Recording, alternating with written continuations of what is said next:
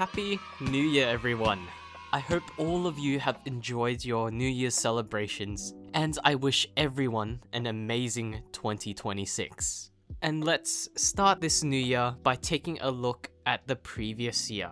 My very first video in 2025 was the start of my series where I ranked every single Studio Series Transformer. And now, after many months, I finished that series. And after procrastinating for so long, I have finally compiled everything into one really long video. And I've also added a new part to the end where I talk about the new releases as well.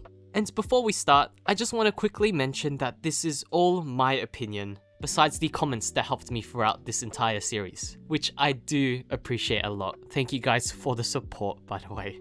And since I started this a year ago, the quality at the start is pretty rough. But regardless, I hope you enjoy watching this compilation, and I hope this is a nice start to your 2026.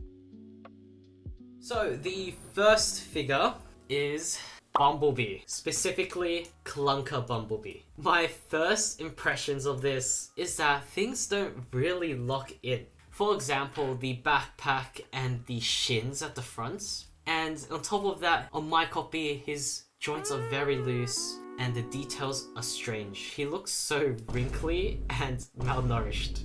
Also, the weapon is very hard to tab in. It is just an overall very annoying figure to play with. I would put him in F tier, but since the car mode is pretty good, it is the only redeeming factor about this figure actually. I think it goes in E tier, just because of the car mode. Studio Series Stinger has a very strange appearance in my opinion. It is pretty bad. It's not accurate, the chest looks weird, and I'm not really a fan of the giant Decepticon logo on the hood of the car. I would have liked it a lot more if it was smaller. You can definitely tell it's an old Studio Series figure. It aged like milk. These early Studio Series figures have obvious compromises, especially in appearance and posability, and that is 100% shown with this figure. But I don't know, there's something about it that I do like, and I actually think it's cool. And we don't really have that many Stinger figures. I really do hope they remake it like what they did with Bumblebee from the Bumblebee movie. But for now, this will go maybe D tier or maybe E tier above Bumblebee. D tier for now. Yeah, we'll put him in D tier for now. Studio Series Crowbar just has that certain aura, you know, just that look that I like. I think he has that presence that just makes him look so cool.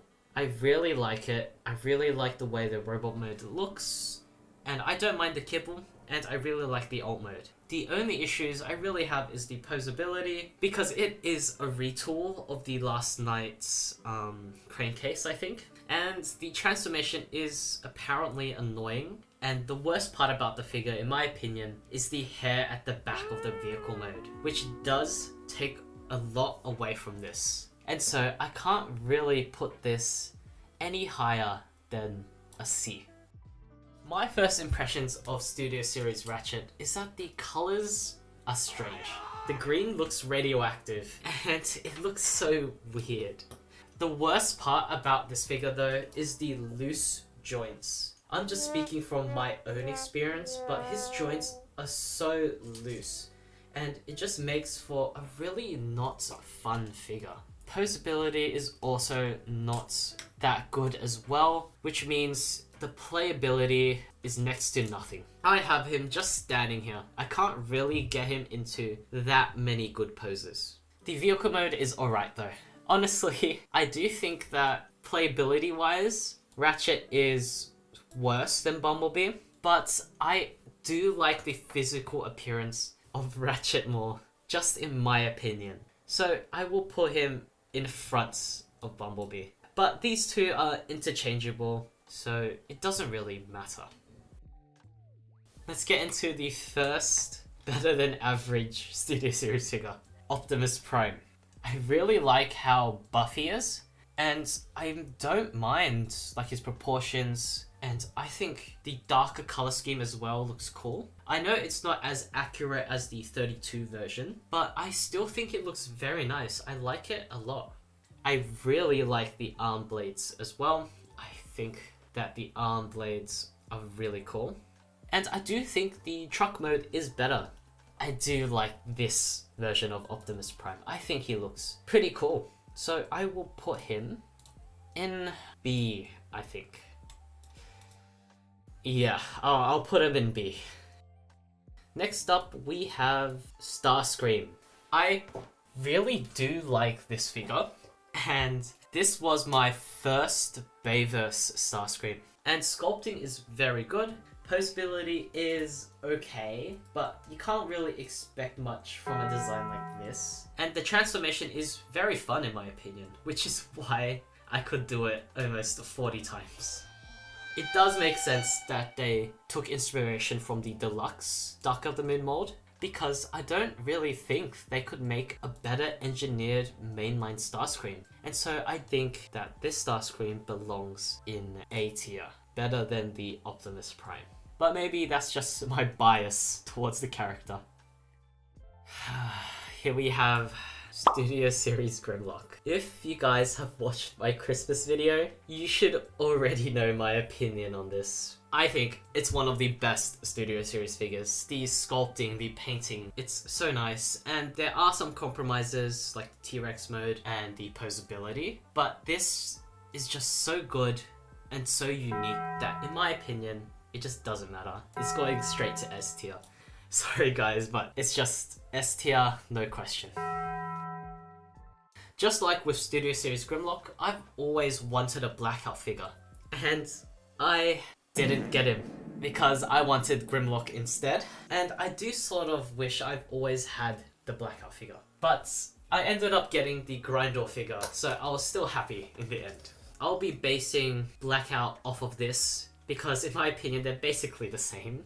And so this is a very nice figure.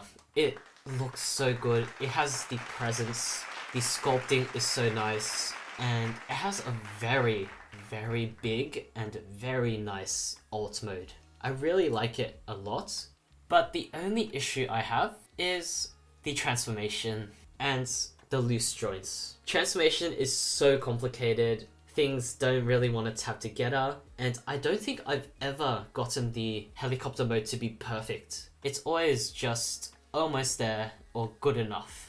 So this makes for a figure that's beautiful in both modes, but it's not fun at all. So it's a really good statue piece, but I wouldn't play with it for fun. Also on the Blackout figure, the hands are really annoying because they don't have a wrist swivel, which is quite an unfortunate compromise. I can't place him above Starscream. I think he goes just behind Starscream. Because Starscream is a fun figure and it's very fun to play with, but this, even the Masterpiece version, I think, is more fun to play with, which is a first. Alright, next, I don't have Studio Series Thundercracker, but I do have the Last Night Nitro Zeus, which is just the first version of this mold. And it's a very solid figure, especially for something that was a mainline The Last Night figure. The only issues I have with it is the lack of posability. The elbow joints really piss me off sometimes, but I do think what it does is very unique. It has a very unique transformation.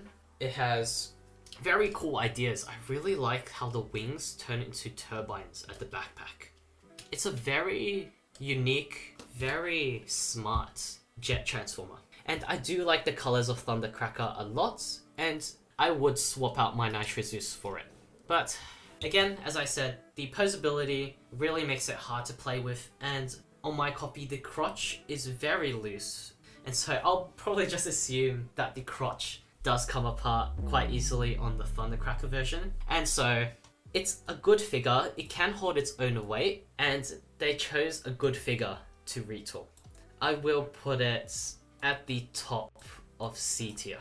Yeah, right there. One more figure. It is the Studio Series Jazz. And my first impression of it is that it was so small. And at the time, I didn't get him because I thought it was not my money's worth. But now, after endless and constant gaslighting from Hasbro telling me that it's okay to buy figures smaller than the price point, I do want it. I think it looks so good. I really like the way this figure looks, and it looks so fun. Even the transformation looks fun, and I love that car mode. I think it's so small, compact, and so cute. And the only thing really holding it back is the size. I know it scales well, but it just makes it seem so pricey. And so I will put it B tier, but at the bottom. Now I will just do the next 15 Studio Series Transformers. Starting off with Lockdown. And I think it looks so beautiful in both modes. The sculpting is amazing, especially for an early Studio Series figure. And although it is a bit too black, the car mode looks so good. But that's all. Posability is not good, and engineering is also not good, because it is mostly a shell former. It is a nice looking figure, but I would love if Hasbro remade this but at a Voyager price point, so they could improve the engineering, slightly upscale him, and then finally give him his gun face and battle mask. But this version belongs right here, right behind Jazz.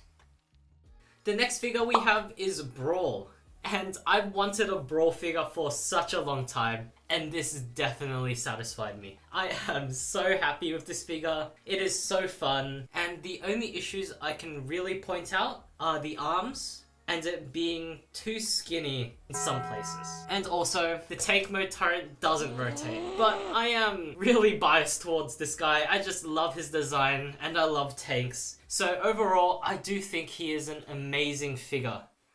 And this might be my bias talking, but I think he is above Starscream. Following it up with another great figure, we have Revenge of the Fallen Megatron. This is a very large Voyager. It's exactly what I like.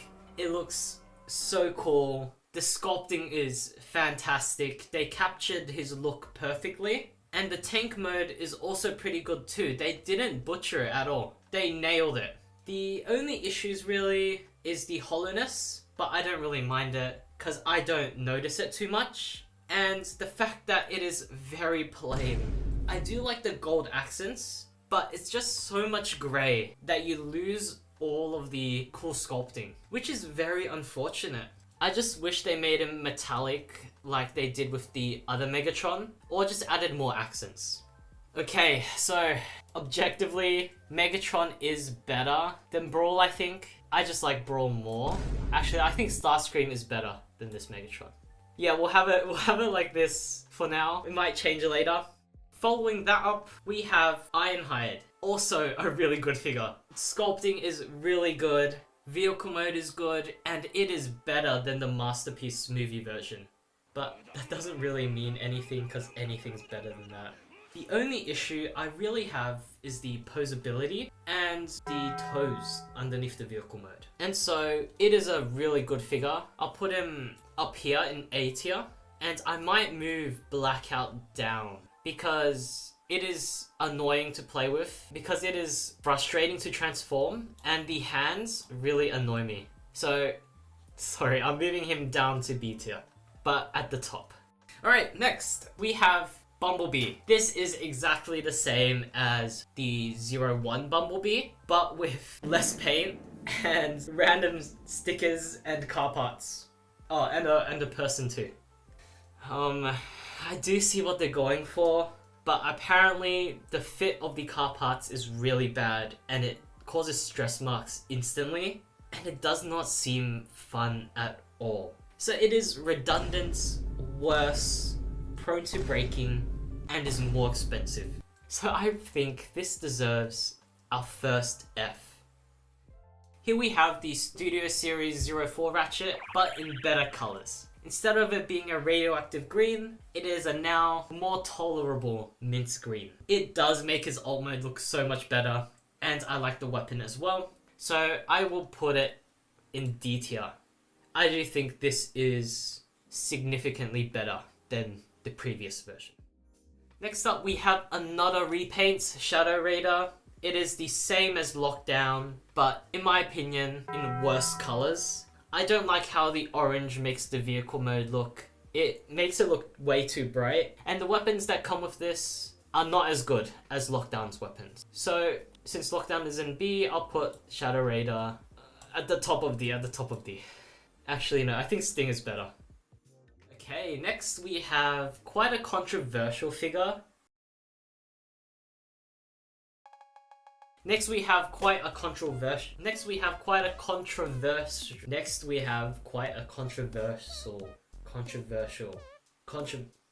Next we have Bumblebee from the Bumblebee movie, where he transforms into a beetle. And I hated this figure at the start, because honestly, everyone else did, and I just hopped on the bandwagon. The transformation is very annoying. You can't tab anything in for alt mode, and there's just a lot of kibble. But there's just something about it that I like. I just really like the aura of him, and I do think it's cute. But who knows, maybe I'm acting like this because I've never experienced that nightmare of a transformation. But regardless, with the rework coming soon, it is pretty pointless. So I will put it down here, because you could just get the rework instead. Next up, we have another use of the Studio Series 01 Bumblebee mold. I don't know why there's been 3 already, and we're only on number 19. But anyways, hopefully there's no more Bumblebees. But the figure itself is not that good. The only difference with this and the original is that it's colored in a more darker, more gold color. And I'm not really a fan of that, but the cassettes that it comes with are really nice. They're dinosaurs, and I love dinosaurs. But honestly, if you want to get this Bumblebee, just get the single ones or just the original one and save your money. So it is pretty pointless, and I think it goes either E or top of F. I think I'll put him in E for now, just because of the cassettes. We just got this 2 numbers ago, and it's another Bumblebee on top of that. It's the same color as the previous B, and it comes with the same cassettes. So yeah, I'll just put him in the same place. Okay, now there shouldn't be any more Bumblebees, right?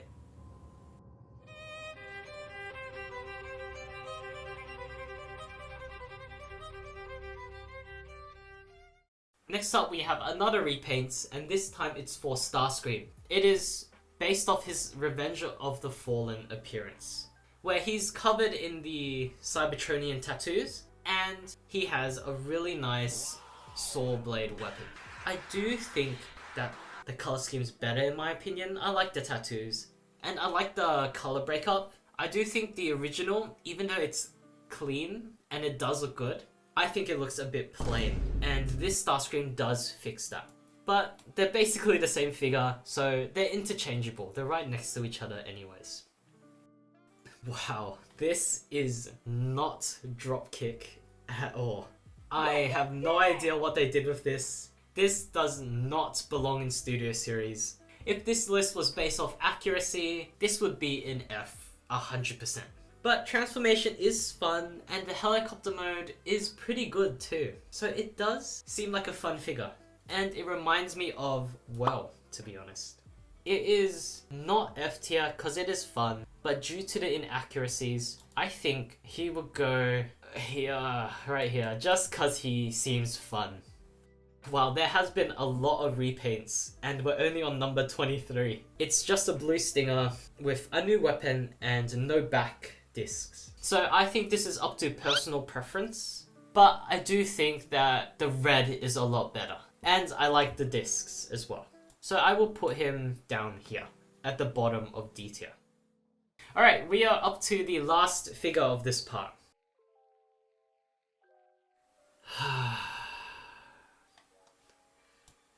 F tier. I don't want to talk about Bumblebees anymore. I'm so tired of it. Why are there so many Bumblebees in this part?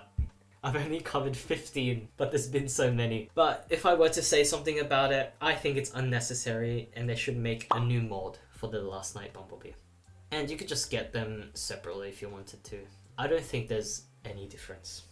And let's hope we get a break from Bumblebees in the next part. The Studio Series 26 World War II Bumblebee. Luckily, I was able to take a break from Bumblebees. So now I should be all good to look at this with a unbiased and calm approach.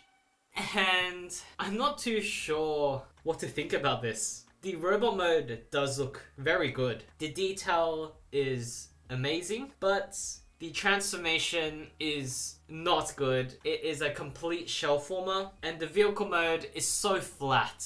There is no detail whatsoever, which is very strange because the vehicle mode contrasts the robot mode so much. So the only thing saving this figure is how good it looks in the robot mode and the concept, I guess. So I can't really place him that high, and I'll put him at the end of D tier.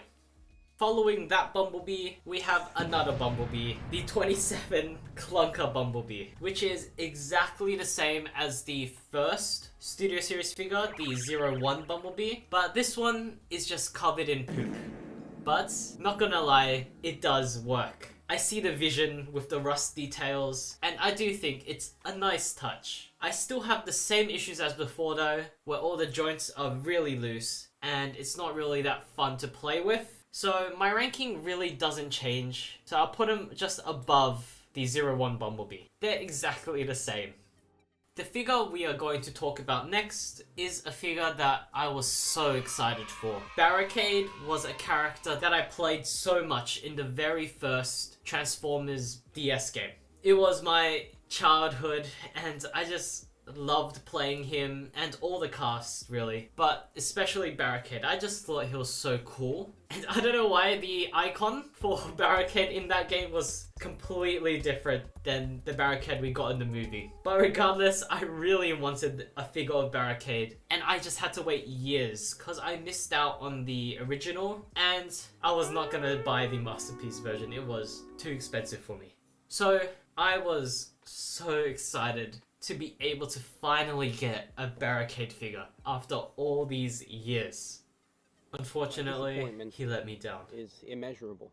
Robot mode is okay. It is lacking a bit of paint, but overall it is okay. He does pull it off. Vehicle mode is okay as well, but transformation is literally impossible. It is so annoying and it's horrible getting everything just locked in for the vehicle mode, and it's just not fun at all. It's also hard to pose, and the clear plastic holding the back of mine cracked, so it's so loose and it just keeps popping off during transformation. It's not a very fun figure and I didn't really play with him that much. I was expecting him to be my desk toy for weeks just because of how much I wanted him. But to be honest, I just played with him for one day and I never touched him again. It is not fun at all. I am just so let down by this Barricade. Just because he didn't live up to my expectations, I am putting him in F.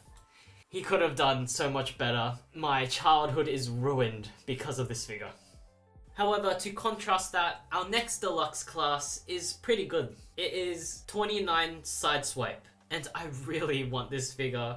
I think he looks so cool, and I really like the arm blades. They pulled off the wheel feet as well, and the amount of silver paint, especially on the vehicle mode, looks so clean. It's really good. But I do prefer the paint on the other side swipe, especially in the robot mode, because this one, it does seem to be a bit plain in the robot mode. But regardless, it is a very cool character with what looks to be a very fun figure. So I think he is better than Jazz.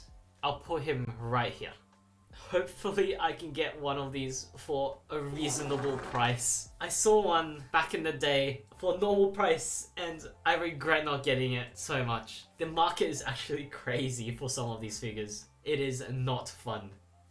Next up we have crankcase. It is exactly the same as the crowbar that I took a look at in the first part. So if you want my opinion on it, just refer to that part. However, this figure is very disappointing. I wanted him to have at least some differences in the mold, or maybe a new head sculpt. It's not even accurate to the actual character as well. It seems like they were very, very lazy with this figure. They could have just given us the Last Night version, like the one with the different head sculpt and these spikes at the back, but they were so lazy they couldn't even be bothered. And just for that, I will put him lower than Crowbar. What?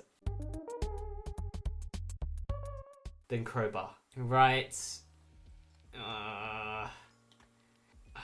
Right here. I might rearrange D tier a bit. Okay, yeah, Stinger's fine. Actually, no, I'll move Stinger up to C. Yeah, hopefully that's okay. And I'll put Shadow Raider here. Yeah. Okay, should be fine. Actually, I'll move up the World War II Bumblebee a bit. It does seem pretty solid, whereas Ratchet is very loose. I'll move him up one more. We'll leave it like that for now. And we will talk about the next one. The battle damaged Megatron. So the main issue I had with the Studio Series 13 Megatron was that it was so plain. It is completely bare. And this one finally fixed it. They actually gave him some paint. It's metallic, it's black, it's gold, it's rusty, and it's nice. They actually painted him. It does bring out the detail, and I do think it works. It might be just me. I think the colors are a bit off. There's just something about it that doesn't look right. So I will still put him high, because I think it's just a me problem. But let me know if you think that the colors are a bit off as well. And I think I'll bring the original Megatron down here. I think Ironhide is better. Next up, we have the best Bayverse Optimus Prime, the 32 Optimus Prime. It is a very nice robot mode. It's very fun. He is my go-to figure for just posing around and size comparisons. It has also a very fun transformation and an okay truck mode. He does have a few flaws though, where the gun doesn't really hold in place, the wheels don't really tab in the truck mode and the robot mode, and the grille in the truck doesn't stick together, doesn't hold together that well. So overall, it is a solid figure, but it doesn't really blow me away. So it's good, but it's nothing special. So I feel like it belongs at the top of B tier. We have Bone Crusher. And Bone Crusher is also another figure that I've wanted for so long. I've always thought that the concept was pretty cool. I just like the character as a whole, where his Masterpiece figure was actually the first Masterpiece figure that I got that was recent, and I didn't wait like a couple of years to get him. So from that, you guys could tell that I really do like Bone Crusher. And so when I was finally able to get the mold, by the way, this is the Nest version of Bone Crusher. Just pretend that it's the original version. I don't even like this color, but there's no way I'm buying the original. It's way too expensive. And my first impression of this mold is that he is so small. I was actually pretty sad by how small he was. It sort of ruins his imposing nature of his character. Like, I wanted him to be sort of intimidating, imposing, and scary, but he's so small that it doesn't really work. He's even smaller than his original Deluxe class figure, despite being at a Voyager price point. Besides the size, it is a pretty good figure, it is pretty fun, and transformation is also fun, but the backpack doesn't really tab in, and it is pretty loose and can get quite annoying. So it is a good figure. The biggest issue is just that he is tiny. So I do think it's better than average. Yeah, he belongs at the end of B tier. There are some figures that I know are objectively bad. But regardless, there is just sometimes something unexplainable that draws me into them. And Studio Series 34 Dark of the Moon Megatron is a prime example of this. Yes. The robot mode is way too blocky in so many areas. The paint could use a bit of work, and the posability is not the best, and the truck is so hollow at the front. But it just has that aura and presence that he just draws my eyes in. every time I look in his direction. The blockiness does work in a way to make him look more buff and more intimidating. The cloak is just so cool, and it brings me back to my emo phase. And I am still in shock after so many years that this guy is able to turn into a long, skinny truck, because he's just so big and wide and buff. The engineering on this guy is pretty cool. It's so cool that I could forgive the hollowness in the truck cap. So, I'm sorry, but I will place him high. It is just my personal opinion. I think it's better than Starscream as well, which might be a bit sacrilegious in some of your eyes, but it's just my personal bias to him. Maybe it is because I am just nostalgic. I've always wanted the Voyager class Mech-Tech Megatron, but I never got it. We just saw that a figure was able to be really good, despite it not being that accurate. But don't get me wrong, there are figures that are amazing and accurate too. And Studio Series Jetfire is one of them. It is such an amazing figure. It looks so good. It's so solid, there's so many ratchets, it's so big, and the jet mode is almost perfect.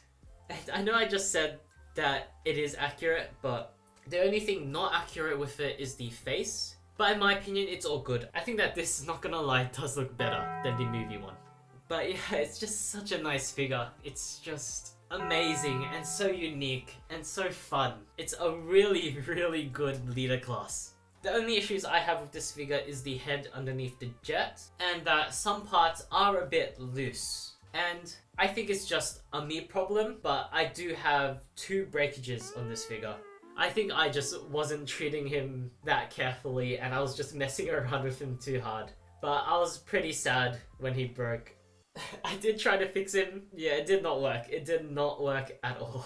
But besides that, I feel like this is a monumental figure. It was so hyped, and it did live up to that hype. It is amazing. And on top of that, it also combines with Optimus Prime. It is really good. So I will put him in S tier, our second S tier Transformer.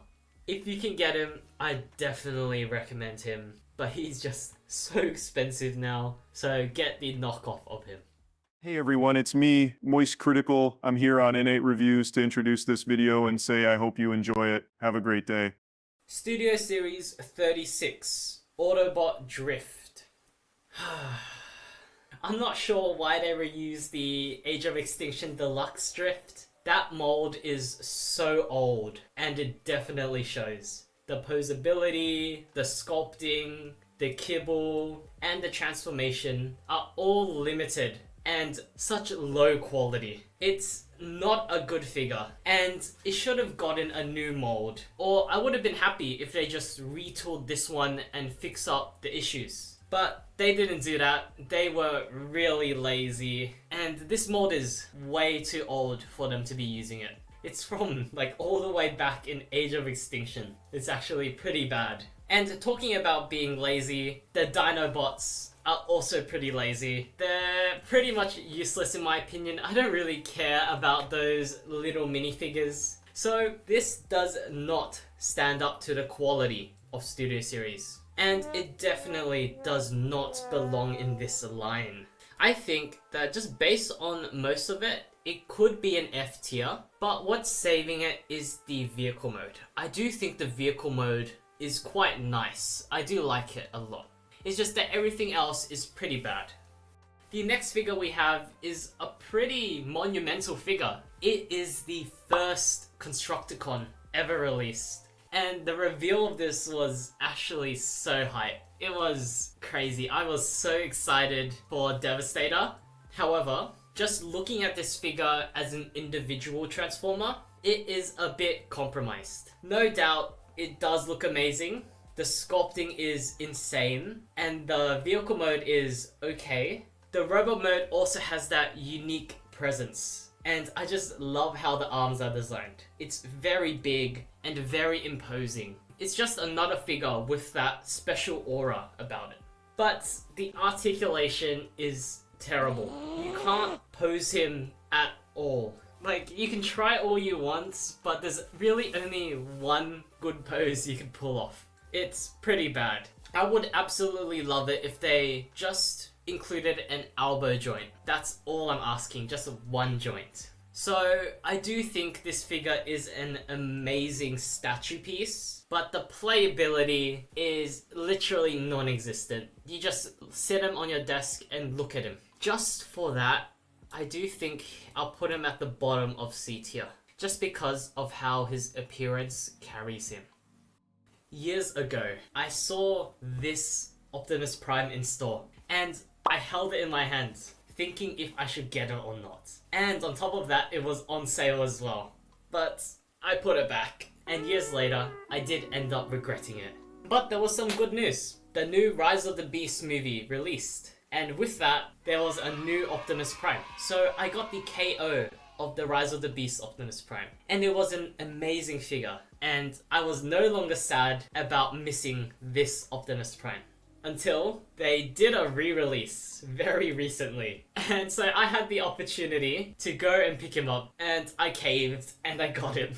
And now that I have him, it's actually such a good figure. I think it's better than the Rise of the Beast version. I just prefer the appearance, the buffness, the proportions of this a lot more than the Rise of the Beast version. And the truck mode is literally perfect. It's so nice. And the engineering on top of that is insane. I feel like this is basically masterpiece level engineering. It's really good. And speaking of masterpieces, I do think this is actually better than the masterpiece movie, Bumblebee movie Optimus Prime, in terms of engineering, playability, and especially the truck mode.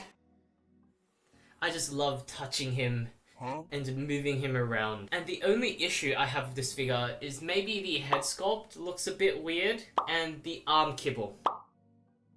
It's a really nice Optimus Prime. I do think it is better than the Bayverse Optimus Prime. I actually think it's one of the best Studio Series Optimus Primes we've gotten. I think it's actually A tier. Better than Megatron. I think it's better than Megatron, but not as good as Starscream.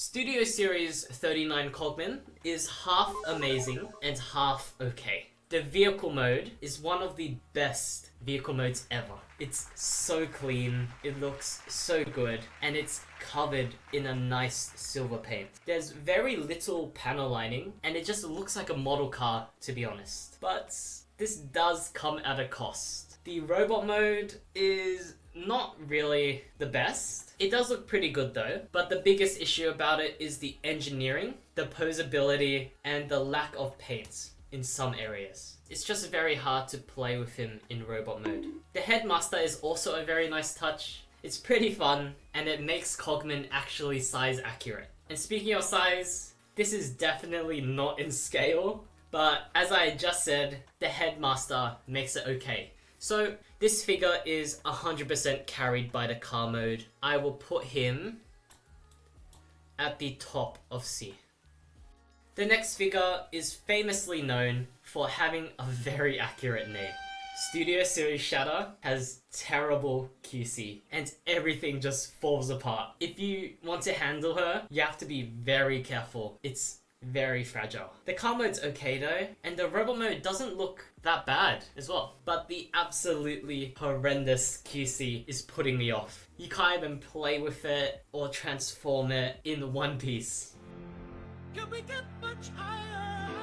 So high. It is so unfortunate because I do think it does have the potential to be decent, but the QC brings it all the way down to being unplayable. So I will put it in F tier, behind Barricade, because you can't even do anything with this figure. Here we have another Constructicon, Constructicon Scrap Metal. And not gonna lie, it does work as a standalone figure, unlike Rampage. I like the design a lot, and I think it's pretty cool. I really like the shapings of various areas like the chest, and I'm a big fan of the claw hands and its proportions. It's so big and bulky. The only issue, just like with Rampage, is the posability, but mainly just the posability in the legs. Another possible negative is that maybe it is a bit generic. It does look like a generic NPC Decepticon. So what I'm saying is, I guess it lacks character, but overall, as a toy, it's a pretty solid figure. So I will put him actually above. No, I'll put him in B tier at the end. I think it's pretty good, and it does stand alone as an individual figure. The next Transformer is pretty similar. It's another Constructicon that also can stand alone. Constructicon Long Haul looks so nice, and I love the character design. I think it's the most normal Constructicon of them all. The sculpting is amazing. There's so much detail. It's crazy. I love the chest area. The lack of posability is present with this one too, but it's okay here. Since he's so bulky, he's not really meant to be put in any agile poses, which I guess is a good thing because I like my Transformers big and chunky. The truck mode is mostly good, and the only issue is just the hands at the back. So in conclusion, it's another banger Constructicon, and I do think it's better than scrap metal. And it does stand alone as an individual figure. Though, I do wish it had more engineering, because it is a bit simple, but nonetheless, it definitely deserves to be somewhere in B tier. I do think he's better than Lockdown, and I'm actually gonna move Lockdown behind scrap metal and Bone Crusher. Next up, we have Studio Series KSI Boss. And if you want my opinions on this mold, just check out what I said about Thundercracker in the first part. But this one is even more like the Last Night Nitro Zeus. It's exactly the same, and the only difference is just the paint. This one has really nice paint in my opinion. I really like the metallics, and it does look better than the Last Night version of him. But not gonna lie, he doesn't really stand out as his own figure. They couldn't even give him a new head sculpt. That just makes for just a mediocre and uninteresting figure. It's still good, but it's just basic, and it seems like a lazy repaint. Where on the other hand, Thundercracker, in my opinion, actually makes it a lot more fun. So I think KSI Boss goes much lower. It's a pretty boring figure. Again, if you want my opinion on this Optimus Prime, just check out my previous part. I talk about it there. So this Optimus Prime is a better painted version of the 32 Optimus Prime, where specifically they just gave him silver windows and the orange part of the flames. The main difference though is the inclusion of a trailer. I do think it's pretty cool, and I do like the concept. And I like the weapon stands too. It's a really nice idea, and I have always wanted an Optimus Prime with a trailer. So I do want this figure, but I don't know. The trailer seems so cheap. It's not painted, it's hollow, and it just doesn't seem like it's worth the extra money for a leader class. It's a good idea, but poor execution. That is so unfortunate because I do see the potential in this figure. So I have no choice but to put him lower. I'll put him at the top of C because I still think it's a pretty cool concept.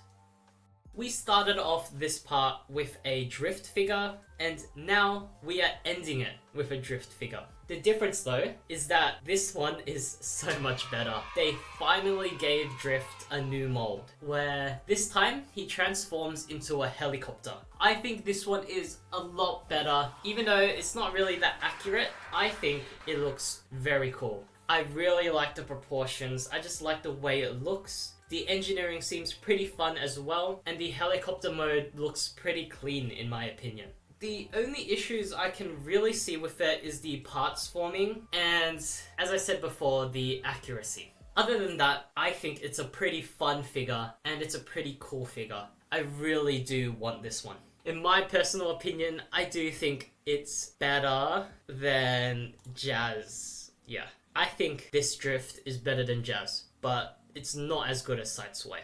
I do have a few updates to the tier list. So first, and it's pretty obvious, but I have changed the images of this tier list. I got this tier list off of someone else, I will put the picture of the source here, and I'll also put the link in the description so you can make your own tier list. But I feel like this is much better. It's a lot more clear what each Transformer is. And the other change I'm gonna make is moving Starscream up to S tier. This is because Michael Bay actually commented on my video asking me to move the Starscreams up. And also, another commenter also requested that as well. So I will move it up since more than one person asked me to. Thank you, Michael Bay, and I hope this makes you happy. Thank you, Innate Reviews. I appreciate you moving Starscream to S tier. Now for everyone watching, I hope you enjoy the video. Despite Studio Series being marketed as the main line with the most screen-accurate versions of characters, they do have a few characters where they fumbled in that aspect. And Studio Series 22 Dropkick is one of those. But I feel like they redeemed themselves with the Studio Series 46 Dropkick, the version that transforms into a car. The robot mode looks so good, and I really like how they got the wheels in the shoulders. I feel like it adds a lot to the toy, and it is accurate to the design as well. It looks so good that I'm actually considering buying the Masterpiece scale Dropkick, the upscale version of him. I just really like the detailing, and I really like the look of him. I also really like the car mode as well. It's very clean, and I think it's pretty cool. So it's overall a solid figure and a really good looking deluxe class. And it doesn't really have that many issues besides the clear plastic being a bit scary. So he will place pretty high, actually. I do think he's better than Long Haul. If I had to choose either one, I would rather get Dropkick, but I would rather get Jazz over Dropkick. So I feel like this is a fair placement.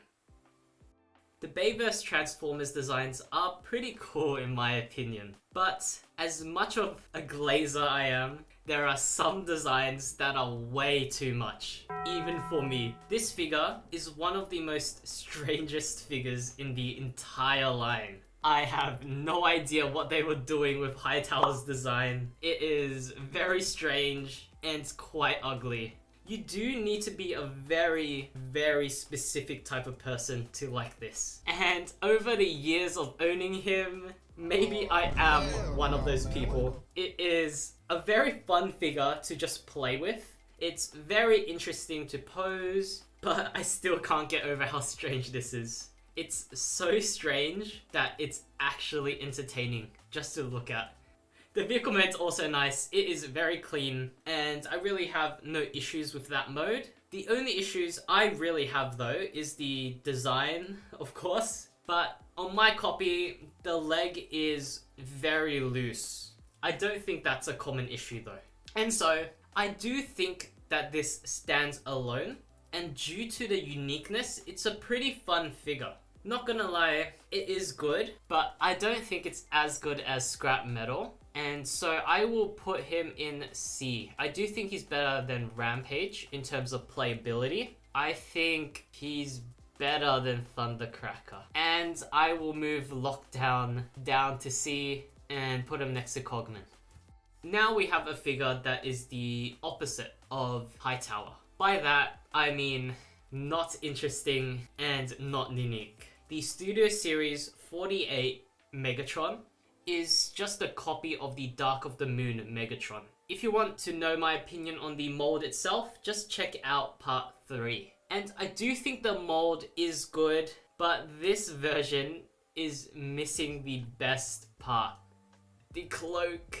The cloak is what added the mystique, the aura, and the presence. And without it, this figure just looks naked. And what also makes him look naked are the colors. It is pretty plain and boring in my opinion.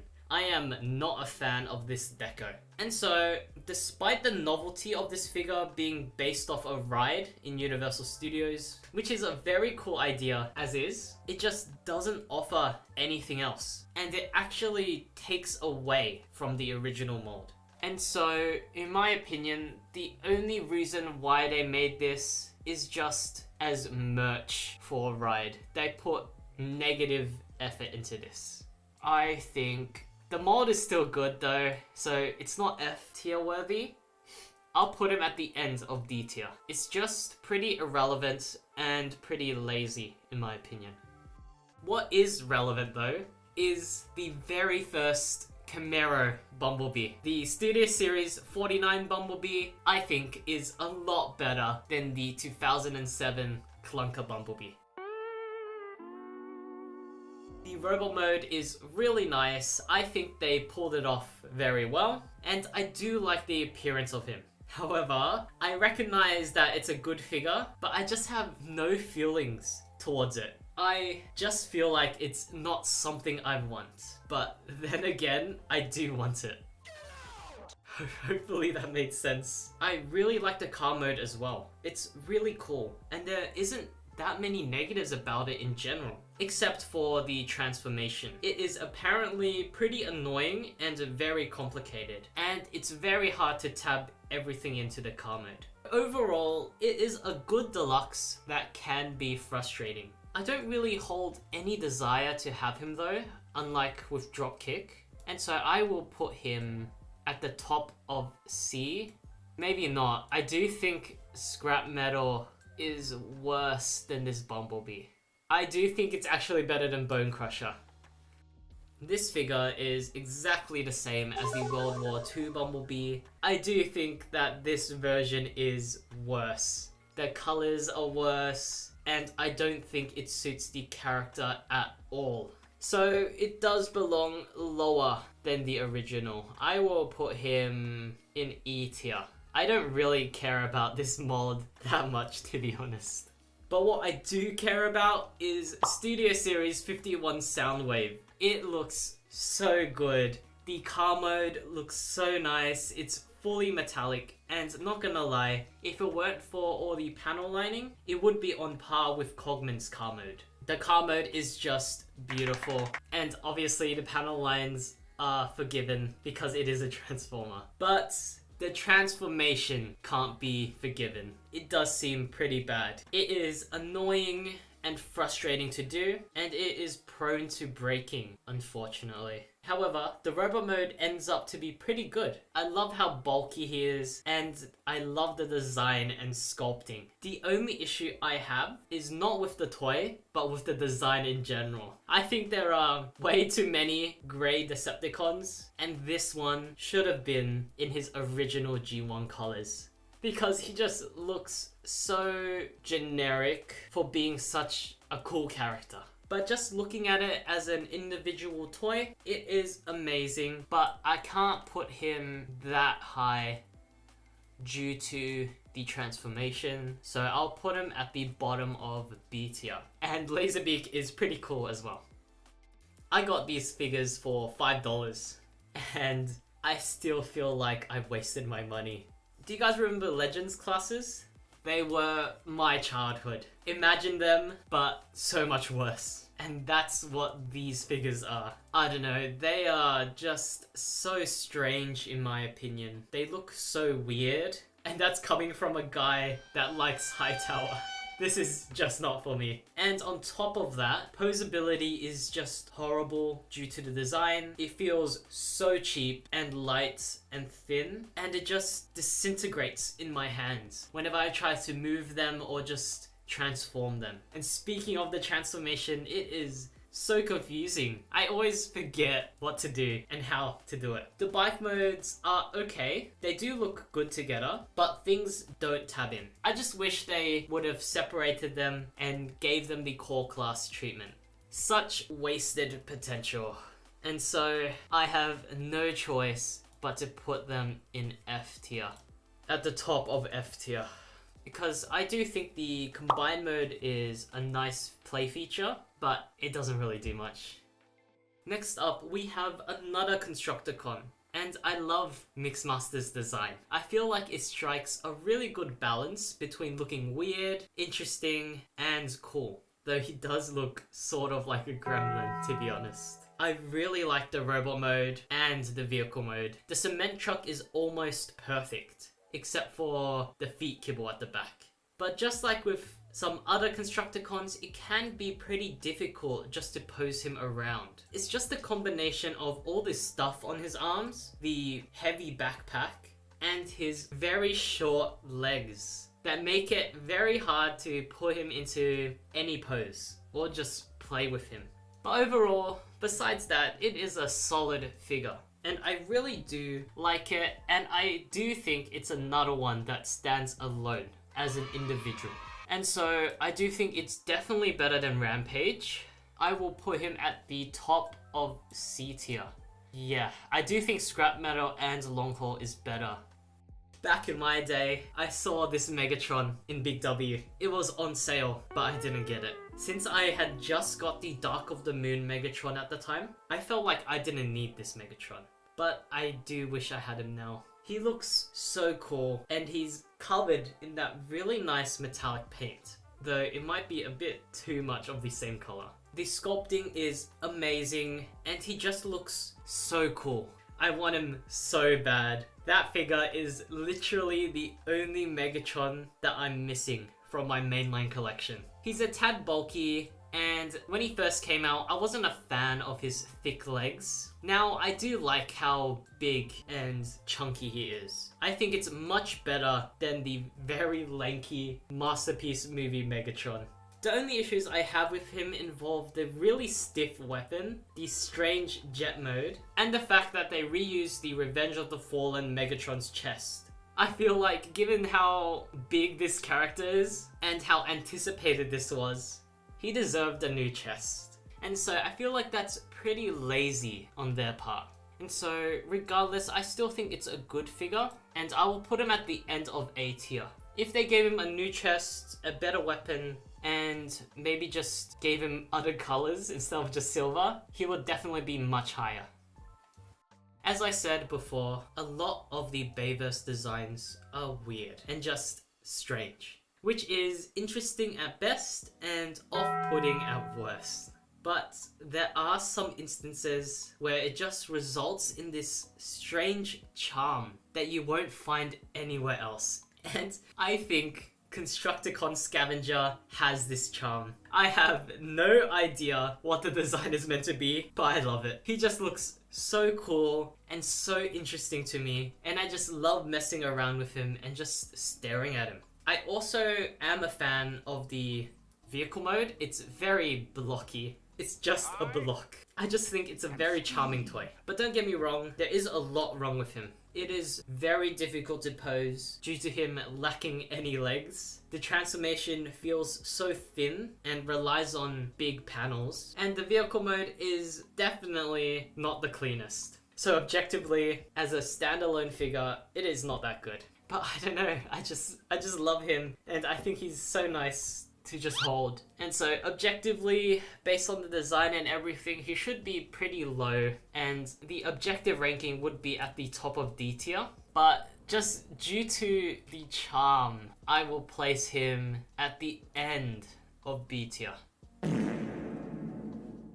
We will start off with one of the best Studio Series robot modes ever. Studio Series 56 Shockwave is so beautiful. The robot mode is perfect, and it has the presence, the beauty, and the coolness. The robot mode is literally everything that you want. The sculpting is amazing, and the paint on the official one is really good. I really like that dry brushing effect. It is amazing. It's so fun to look at and so fun to play with. It is one of my favorites. The only issue really is just the alt mode not being much, but I can forgive it. It works a lot better than some other figures in my opinion. And so overall, it is a very, very nice looking figure. And it is definitely worth picking up. I am so glad that they're reissuing this figure. The aftermarket prices for this is insane. I don't know why this guy is so expensive now. But yeah, I definitely recommend him, especially with the reissue coming up. Just get that. It is, not gonna lie, the best robot mode in the entirety of Studio Series. And just because of that, I feel like that carries the whole figure all the way up to the S tier. Even though the lack of a proper alt mode is present, the robot mode just looks too good not to put up here. In my previous part, I mentioned that I had no desire to get a Bumblebee. And maybe it's because he is just so overdone and it is kind of boring to me now. Most of them just follow the same transformation steps and there's not really much difference between each one. But the Studio Series 57 Off-Road Bumblebee is different. It looks so cool. I love that robot mode and it just seems so fun to mess around with. And the transformation is so unique. The engineering is so good and it's fascinating how they could pull off this with barely any kibble. The Jeep mode is something that I really like as well. I think it's cute. And so overall, it is a very clean and sleek figure. In addition to that, it is very fun and it just looks really good in both modes from any angle. I would love to have this figure in my collection. And so I feel like this will be the first deluxe class in A tier. I will put him at the end for now, but he might move later on. Now we have the start of a very iconic trio. I have no hate towards them as character designs, but I'm just put off by the figures. I don't know why, but I think it's the insane scalping and all the secondhand market prices of all of them. But the toy itself is pretty cool. I really like the appearance of Studio Series 58 Roadbuster, and I think the car mode is very unique and very cool. I do think it is a solid figure, and I don't really see any issues with it. I really like the robot mode, but if I had to nitpick, the backpack might be a bit too big for my liking, and it does seem pretty intrusive. And on top of that, the transformation is apparently pretty difficult due to all the tight clearances. But as a whole, it's a pretty solid figure, but it's definitely not worth the price now. Regardless, he will go at the end of B tier.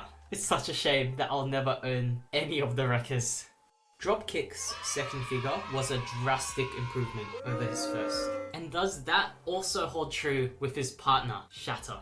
Of course, anything is better than that. But Studio Series 59 Shatter itself is really good. It looks so cool, and they managed to get the car chest better than the original, despite it transforming into a jet. The robot mode definitely has the aura of Shatter, and it feels like her. It is just so menacing and so cool. The only issue I really have is the massive backpack. It is one of the biggest I've seen, especially in relation to the size of the robot itself.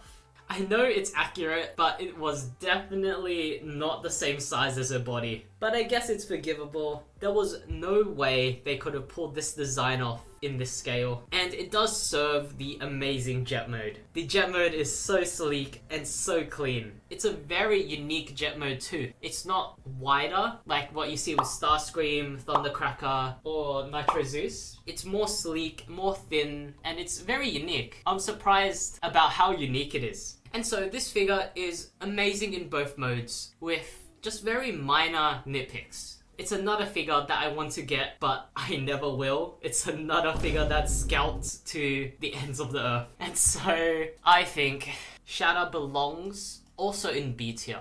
And I do think Shatter's better than Roadbuster and Scavenger. This Constructicon is pretty good, but I just feel like there's something wrong with the Studio Series 60 Scrapper. Maybe it's the fact that he just doesn't match his concept art, or that his vehicle stands out because it's not flat and it is a bit of a mess. But I don't know, I just can't put my finger on it. It has a solid robot mode, a solid vehicle mode too, and there's really no objective negatives about him, besides the lacking posability, but just the vibes are off with this figure. That's just my opinion. You guys might love it, and it's completely understandable. There's nothing negative I could point out about this. And yeah, I do admit, it is another Constructicon that does definitely stand alone, and I do think it looks cool. I do think they definitely pulled it off. I'm just not a fan of him. And so I actually think he's not as good as a Hightower, to be honest. I'll put him right here, right behind Hightower. When I think of Studio Series, I think of fun, cool, and accurate looking toys. But the main thing I think about is the horrible overpricing of the secondary market. You guys have seen that already with some of the previous few Transformers. It is terrible and I hate it.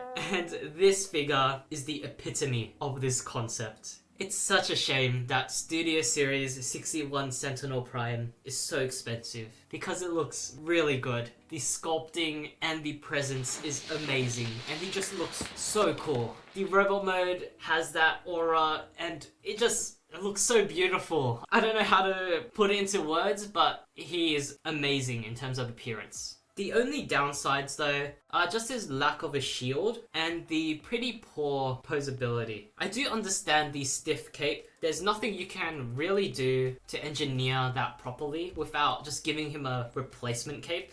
And the reason why I've been glazing this figure a lot is because I have a lot of nostalgia for this toy. Before I got into Transformers at Age of Extinction, I actually got the Cyberverse Sentinel Prime figure. I didn't even know what Transformers were at the time. I was just playing with that figure a lot. And so, once I started getting into Transformers, I have always wanted a Sentinel Prime figure. And this definitely satisfies that. I also love the vehicle mode. It's so boxy and it's just so satisfying to hold and so fun to play with. It is a very unique alt mode as well, so I do appreciate that. And so I will have no choice but to put him pretty high because he was my childhood. It is really unfortunate that he's this expensive though, and I will put him above Bumblebee movie Optimus Prime.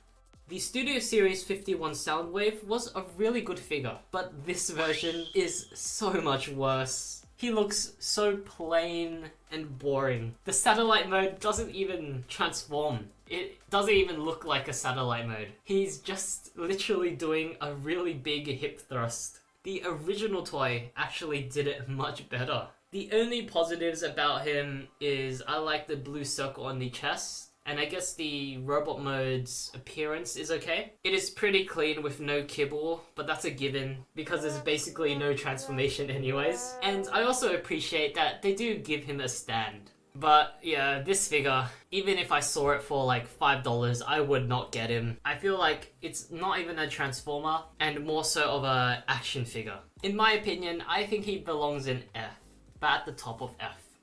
Here we have the second Wrecker to ever be released. And in my opinion, I think it's the worst one, just appearance-wise. I'm not really a big fan of the gangly, spindly proportions with that massive arm kibble on top of that. I do think the arm kibble is accurate to the design to some extent, but besides that, there's nothing really that wrong with the robot mode. And the car mode, just like with Roadbuster, is amazing. I just love how these vehicle modes look. They are so cool.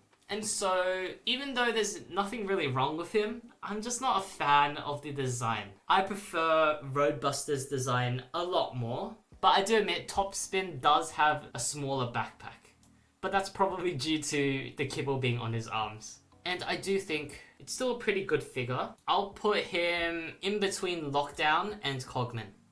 Studio Series 64 Cliffjumper was a figure that I didn't really care about upon initial release. My first impressions of it was that it was a pretty big shell former and it had a very big backpack. Also, it does not hold together that well and the car mode looks a bit weird to me, sort of like a computer mouse. But now, after many years, I do sort of want him. I don't know why, I just feel a special charm towards this mold. It seems to be pretty fun to play with, and it did sort of grow on me. The car mode also grew on me. It still looks like a mouse, don't get me wrong, but whenever I think about this figure, I just imagine holding it in my hand like a mouse and using it like a mouse. It would feel pretty satisfying, not gonna lie.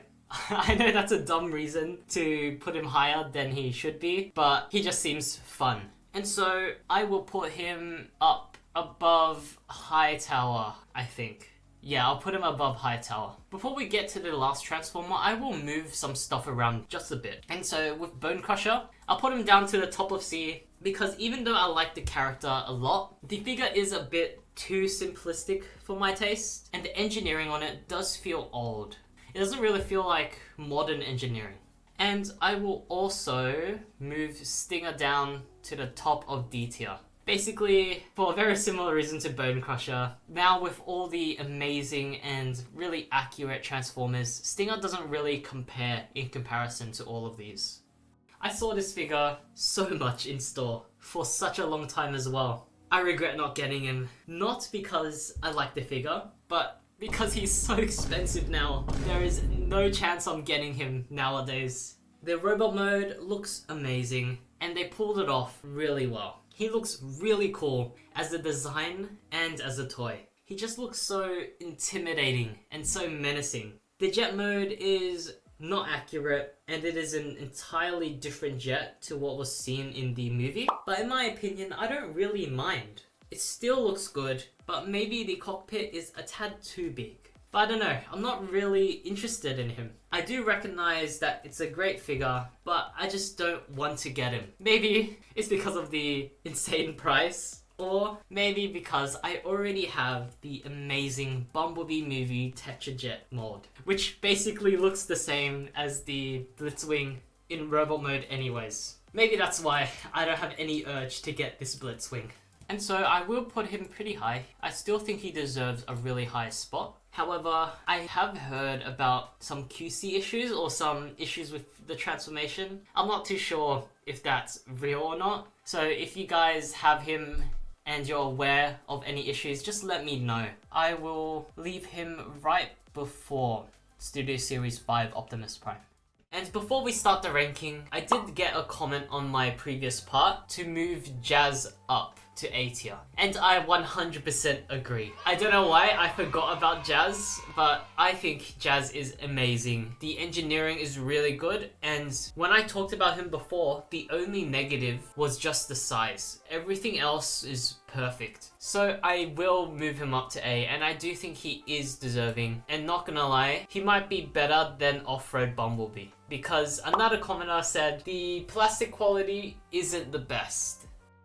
We are so close to finishing Devastator. We just have 2 more figures left. And one of them is Constructicon Overload, Studio Series 66. I really do like the appearance, but unfortunately, I don't really think this one stands alone. It does look really cool, and I do think it's one of the better looking Constructicons, but unlike with Hightower and Scavenger, where their charm is able to carry them, this one just lacks that special something about him. And that, combined with his pretty poor posability, means that the playability of this figure isn't that high. And due to how the shoulders are lined up, you really can't move them or they look off. And so you can't really pose this figure at all. But the plastic quality does feel very nice. It is very thick, and it does feel a lot more higher quality than your average Transformer. But he doesn't really feel like a Transformer.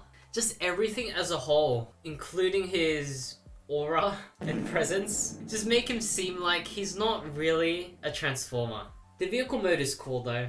I am a fan of it. I do like how long it is, and I do prefer it over Scavengers. But I don't think he's better than Scavenger in general. I do think he is still a solid figure. It's just something is off about him. And so I will put him above Scrapper, but not above Hightower. And following that Constructicon, we have another Constructicon. The Studio Series 67 Constructicon Skipjack is exactly the same as the Rampage, just in a different color. I do prefer the colors of Skipjack. It suits the mold a lot more, and the really nice sculpting is a lot more visible with this color. I do think that the red does blur out the details a bit, in my opinion. And so, despite it being exactly the same as Rampage, I would just put him just higher. But they are next to each other, so you could technically just swap them around. It's up to personal preference. We have the most expensive wrecker. The Studio Series 68 Leadfoot is so expensive, but that's mainly due to him being a Target exclusive, which is so unfortunate in my opinion. I love his design the most. I just find him having a belly so funny, and I think they definitely pulled it off without making the overall figure look weird. I just find it so unique, and I just love Transformers that are like this. And as I've been saying with the rest of the Wreckers, the vehicle mode is nice as well. So overall, it is a very fun figure, and it's a very unique one as well, where they pulled off all the proportions without making it look weird or without really compromising the overall figure that much. I really do want this figure. It is so sad that I won't be able to. And so he will place definitely higher than, I forgot his name, but this guy. He's better than Shatter, but not better than Soundwave. Scrap Metal. The first ever Constructicon was released in 2019. And now, after so many years, we finally have the entire set. This combiner was extremely hyped, and everyone was so excited for it to come out. I expected it to be so cool and so accurate due to the initial product shots of Devastator, and that image is what made me want to get him in the first place. And what we got was a bit different. But regardless, I don't really care. It's so large and so bulky and so heavy. He just feels so good and satisfying to pick up. And it holds together surprisingly well. He 100% has the presence, and it is easily the centerpiece of any collection. He just has that aura and that sheer size and weight that really adds to the satisfaction. Satisfaction.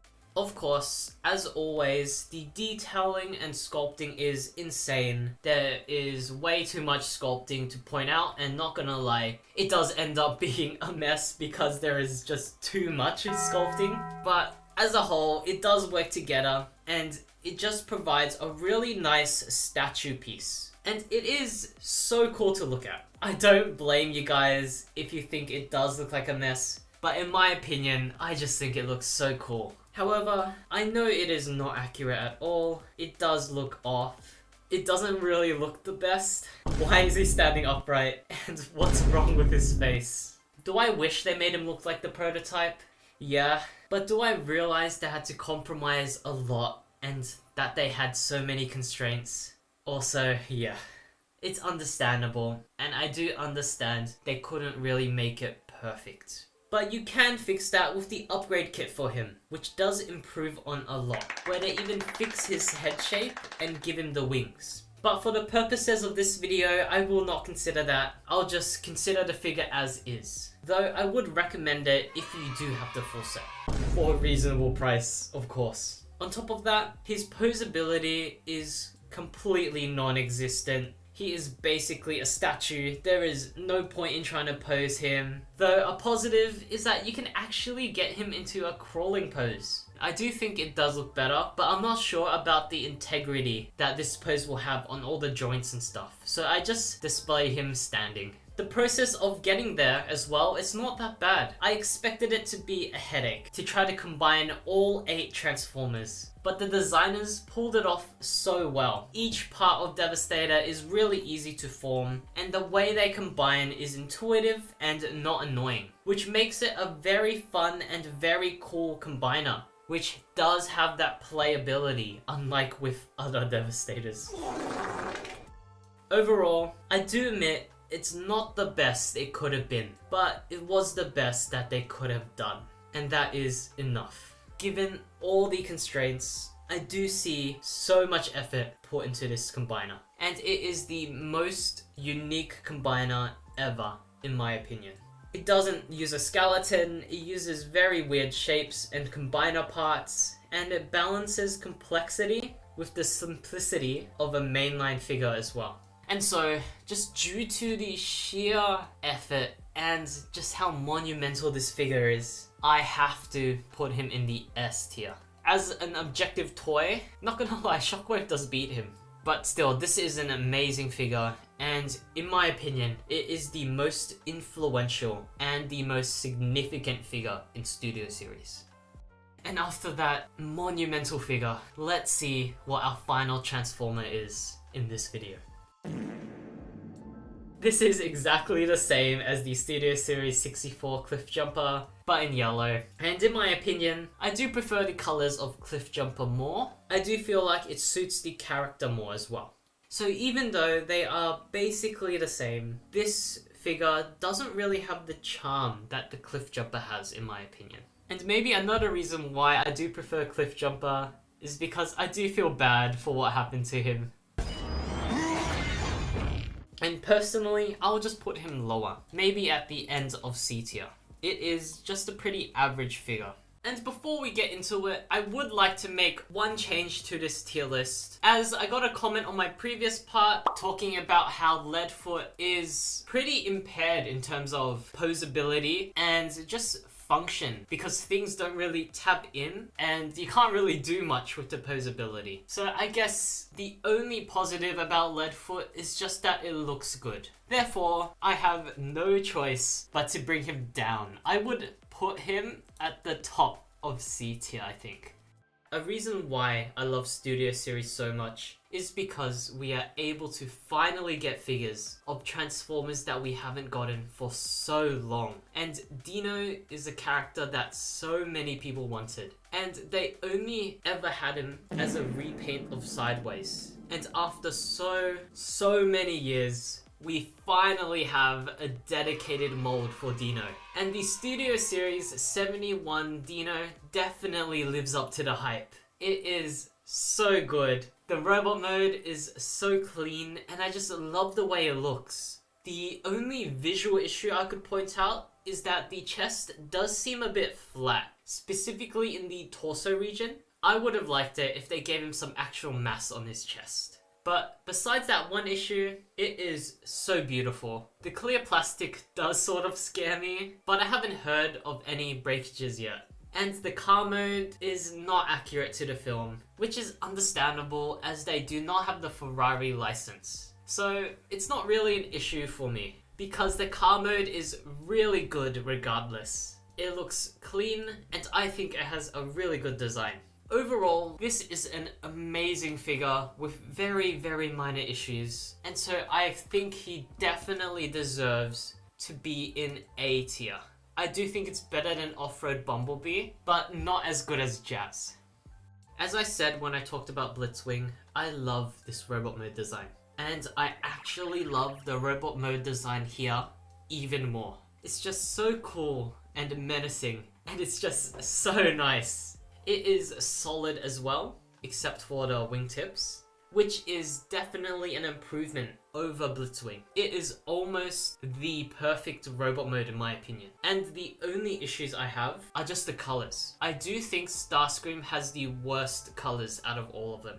Even though I do prefer an Earthjet mode, the Tetrajet is still good regardless. It looks really good, and it's one of the better Cybertronian molds. Again, just like with Dino, I will repeat myself. It is an amazing figure with very minor issues. And so I will place Starscream right before Dino.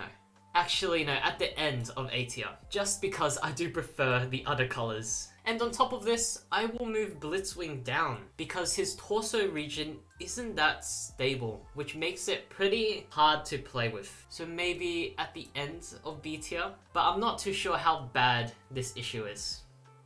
I loved playing the Decepticons DS game as a kid. I completed the full campaign so many times, and the most broken character, in my opinion, are always the helicopter ones. So therefore, I played a lot of Blackout. I absolutely love this character, and I absolutely love the Studio Series Grindor. As I said, with Studio Series Blackout, the aura, sculpting, and robot is immaculate. And Grindor improves on top of that with articulated hands. The helicopter mode is massive, and it's so nice. It is the perfect figure, and the only issue is how things don't properly tab in, and how playability is a bit difficult with this figure. Nonetheless, the detail and appearance of both modes carries it up to a very deserving S tier. And on top of that, I will move Blackout to A tier, all the way above Megatron.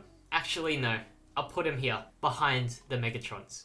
If you are a Bayverse fan, I 100% recommend you get this figure, if you can find it for a decent price. The next figure we have is exactly the same as the Studio Series 49 Bumblebee, but in a darker color, and it does include Sam on top of that. I do think this is slightly better due to the inclusion of Sam. You just get something a bit extra with it. Therefore, I do think it would just be slightly better than the previous Bumblebee. And I will actually move long haul down. I do think my bias was sort of clouding my judgment a bit. The fact that he can't really pose at all means that he should be lower. I'll actually put him above Blitzwing. I still think Scrap Metal is good. Jolt is another character that so many people were excited for. Where just like with Dino, we barely got any toys for him. However, where Dino lived up to the expectations, the Studio Series 75 Jolt is a different story. There is so much kibble on this figure. I think it has the most amount of kibble of any Studio Series figure. It has so much that it hampers posability, and you can't really get him into any good pose. I like him though, and I really like that vehicle mode. And the fact that it is normal makes it unique.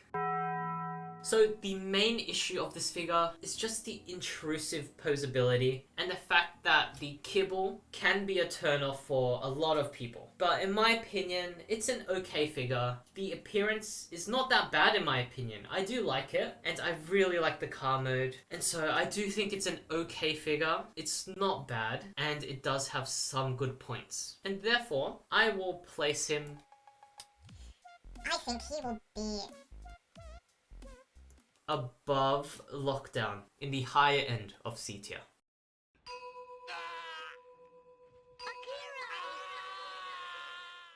And I'll actually move Mixmaster down a bit because the posability again really hampers the playability. I actually think Hightower is better.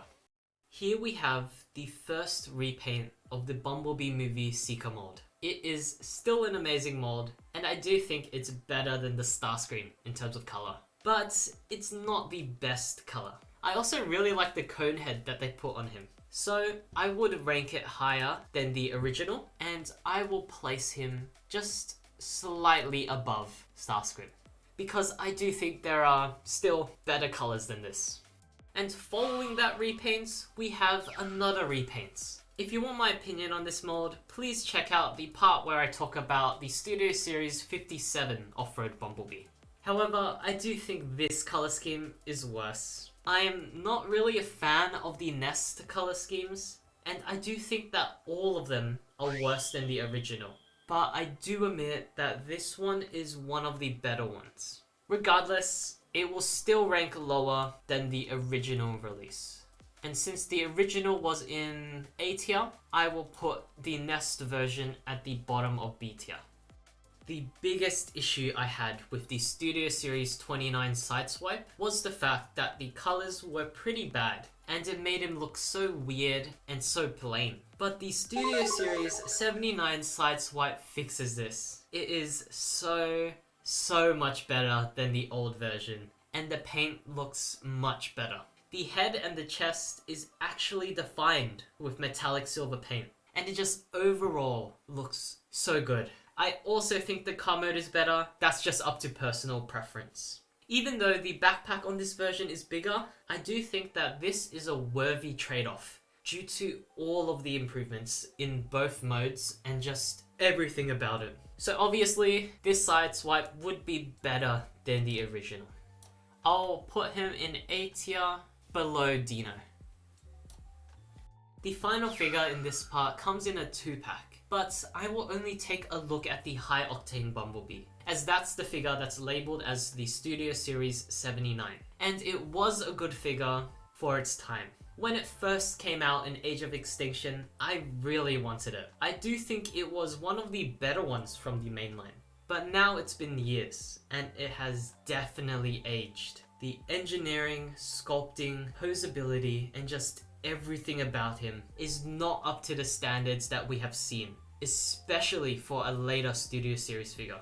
And on top of that, they robbed us of a new mold for this version of Bumblebee. But now redos of Studio Series figures are possible. I just hope they finally give this version of Bumblebee the justice it deserves, because I do like the design.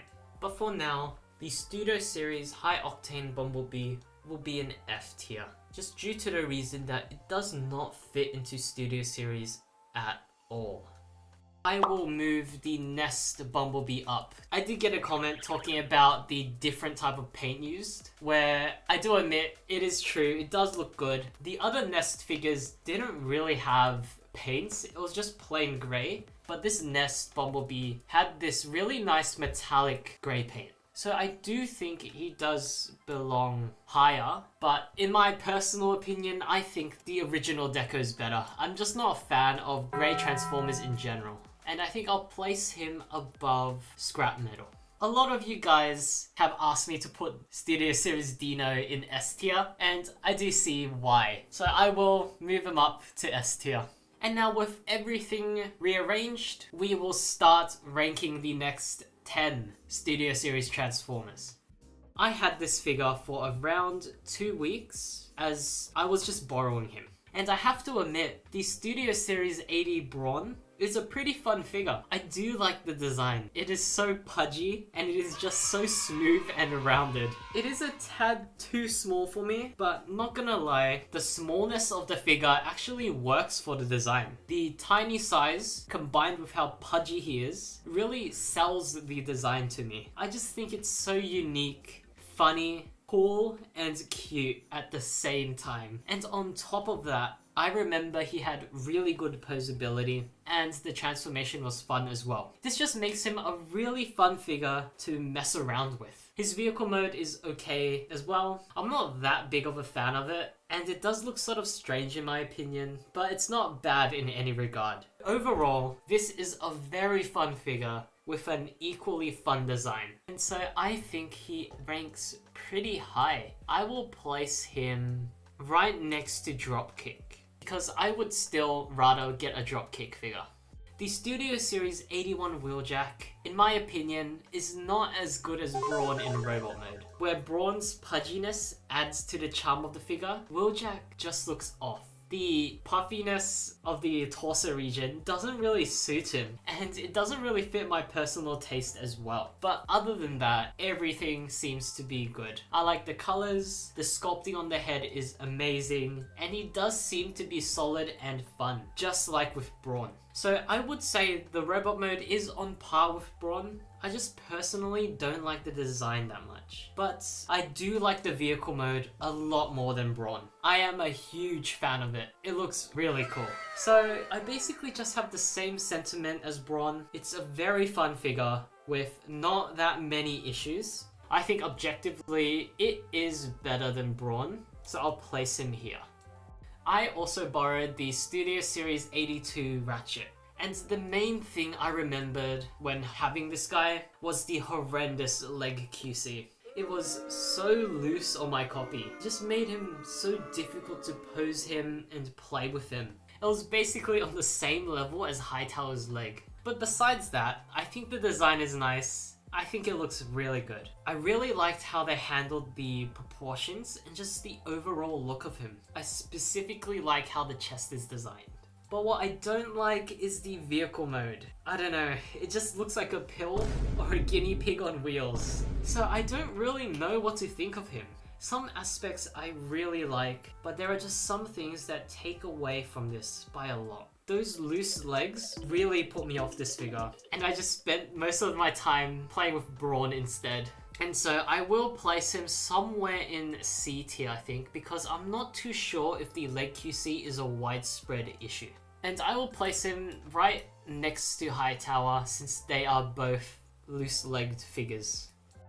The Studio Series 83 Soundwave's robot mode is amazing. The robot mode looks so cool, it looks so intimidating, and it has that presence that I crave with other figures. But that alt mode, the concept art for it looks so good, but they just fumbled it in real life. They didn't even try to sell it. There's nothing. There's no wheels, no flight stand port. There's just nothing to indicate that it's just not a robot sprawled out. However, the robot mode is good enough to the point where it doesn't really matter.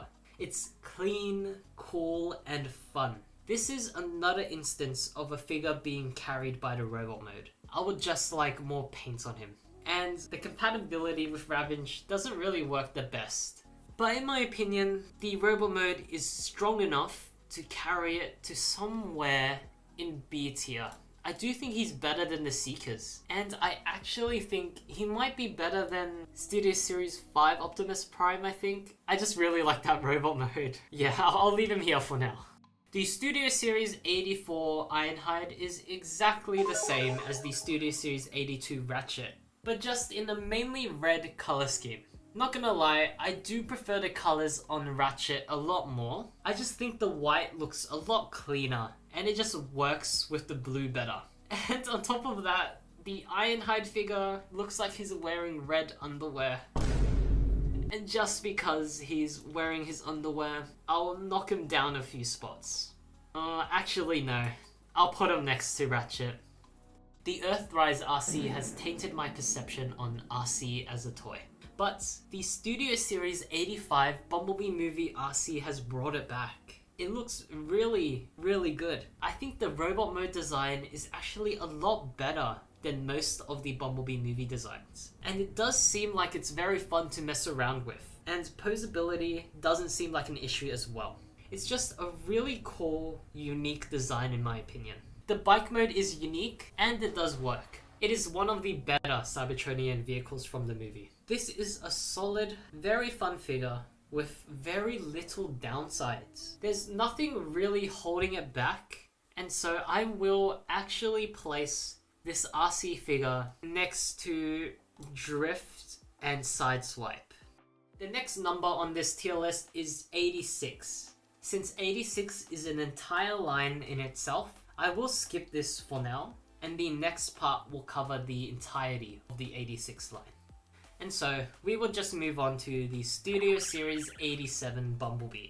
And this is basically the same as the other Bayverse Bumblebees, just with one difference. He is showing his face. And not gonna lie, I actually prefer the masked look. I just don't really like that face. I think it's so ugly. He looks malnourished, and it looks like a skull. Just for that, I will place him lower than the rest of the Bumblebees. I will put him below Shatter, just because I don't like the look of his face. I did not expect the Studio Series 88 Sideways to be good at all, but it blew me away. It is a really cool and really fun figure. His proportions are really funny, and he is basically just a goblin, in a good way of course. His big, thick arms and skinny, small legs work really well to sell his design. I also love how the handgun integrates into the hand. Even though transformation was a tad simple, the car mode is also really good. It is not accurate to the film though, which is fair as they didn't get the license, but I think they pulled it off. The car is really cool, and this is a very fun figure to play with as well. It was actually the figure that I used for my first and only stop motion that I did years ago. And that says a lot, since I hate doing stop motion. The Studio Series 88 Sideways would be somewhere in A tier. I would place him before Nest Bumblebee. Here we have the third Bumblebee movie Seeker released, and I think this is the best one. The blue does seem to be a bit much at first glance, but in person, it's actually pretty good. Not gonna lie, it is the best color scheme in my opinion. But maybe I'm just biased, because this is my favorite color. I have nothing new to say about this mold. It is an amazing robot with an okay Tetrajet mode. The only issue specific to this figure though, is the bright yellow paint not matching with the clear yellow plastic. It is still there on the other two, but the difference of the yellows really stand out against the blue here. But regardless, I still think this is the best Bumblebee movie Seeker, and so I will place him at the end of A tier. I was so hyped for the Studio Series 90 Galvatron, and I'm just gonna say it, I love this figure. I know there is a lot of things wrong with him, like the horrendous proportions.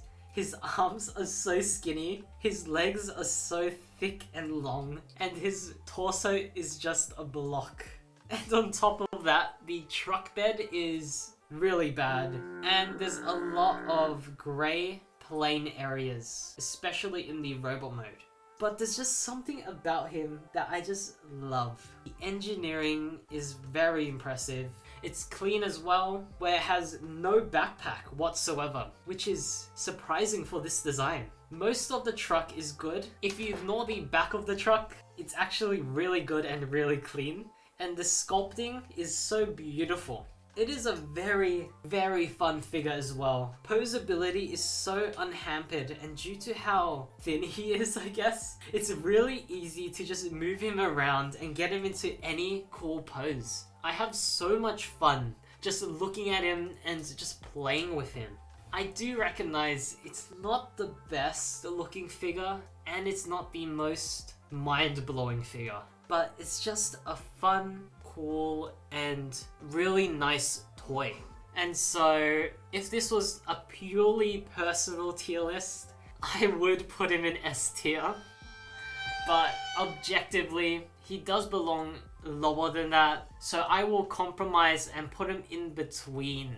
And I will actually place him in between the two Megatrons. And this part will be a special part because we will be ranking the entirety of the Studio Series 86 line. But before we start, I just have a disclaimer. In my collection right now, I just have one Studio Series 86 figure. And so, obviously, I am not an expert on this line. So please understand that most of my judgment would be just from appearances and gut feelings. So this list probably won't be accurate or objective, and it's just something fun. But regardless, please let me know if you want me to move things around, and I will do so in the next part. This will be a long video, so let's just get started now. I'm surprised that they didn't start off this line with Bumblebee, and I'm pretty happy that they chose Jazz. I had the Autobot jackpot and I really liked it. I like the way it looks, and I love the shaping of everything and the proportions. And on top of that, I really like Jazz's color scheme a lot more than my jackpot. It's a very fun figure to play with, and the vehicle mode is really good. I like how curvy it is, and I think it suits the cartoon aesthetic it's trying to go for. So it's a very fun and good looking figure, and I will place him in A tier. I am pretty happy that they are reissuing him. I also had the Studio Series Cup. While I do admit it was a pretty fun figure to transform, and that truck mode was really clean, compact and nice, I just can't get over a few things. His face is so ugly. I don't know why they did him like that. And the robot mode falls apart. I know it's intentional, but on my copy, some limbs were way too loose, which made it really hard to pose or just play with him. That issue really brings down my experience of this figure in all aspects. The robots, the transformation, and the vehicle as well. And so, I think he belongs in C tier. I'm still a very big fan of that vehicle mode. The Studio Series 86 Blur was everywhere for me. It was heavily on sale as well, but I didn't get him because I just thought he looks pretty weird. I don't know, there's just something off about his proportions or just how he looks. I don't like his arms and face, and that arm kibble is pretty annoying. That vehicle mode's pretty good though. It looks sleek, but I'm just not a fan of this guy. There's just something about him that's putting me off. Yeah, I think he'll just go in D tier. Actually, no, I'll put him in C tier. I usually don't like these types of figures because I feel like I am getting less value. But the Studio Series Hot Rod does try to make up for it with all the accessories and that really nice engineering. I also really like that robot and car mode. I think they both look so cool and they are very appealing to me. And I feel like I would have so much fun just playing with him. It is an amazing figure, but it's a deluxe for Voyager price. If we completely ignored the price, he would be in A tier. But since he's a Voyager class figure, I'll put him in B tier. Studio Series Scourge has a really cool robot mode. It looks so clean, he looks very imposing, and it just has that presence in my opinion. I just love everything about that robot mode, it is so cool. What's holding it back though is the vehicle mode. It looks like a football, and it makes me think that it's a pretty heavy shell former, which I don't like. But still, I think it's a pretty good figure, and I'll put him in A tier. The secondary market price for the Studio Series Grimlock is insane, but it is expensive for a reason. It is amazing.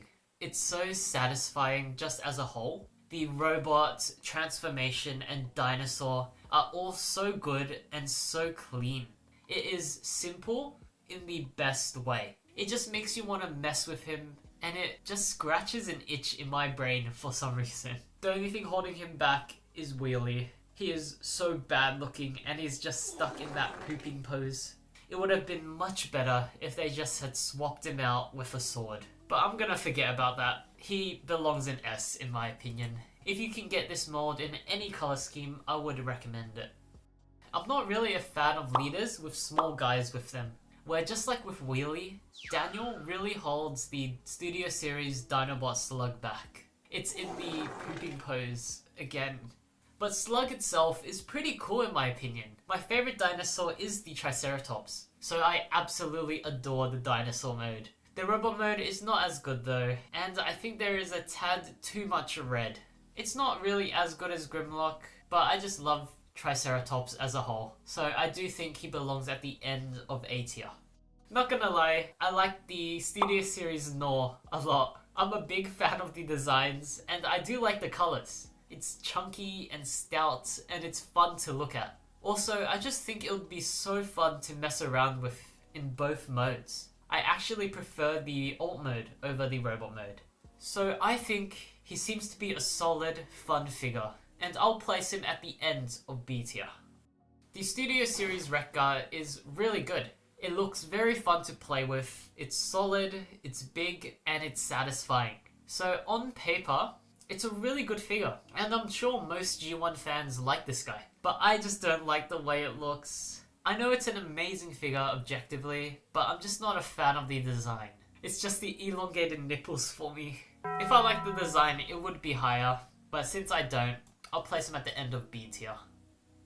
The next figure is exactly the same as Scourge, just in the brighter blue. So their placement is pretty interchangeable. So I'll place the Studio Series 86 Sweep next to the Studio Series Scourge.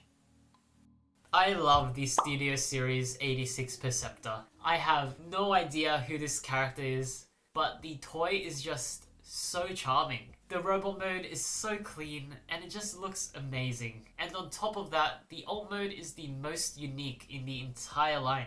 It's just a very fun, good-looking figure that I am personally really drawn to. I think I would have so much fun with him, and so I will place him in S tier. I'm just attracted to him, I guess. And following that high, we have a low.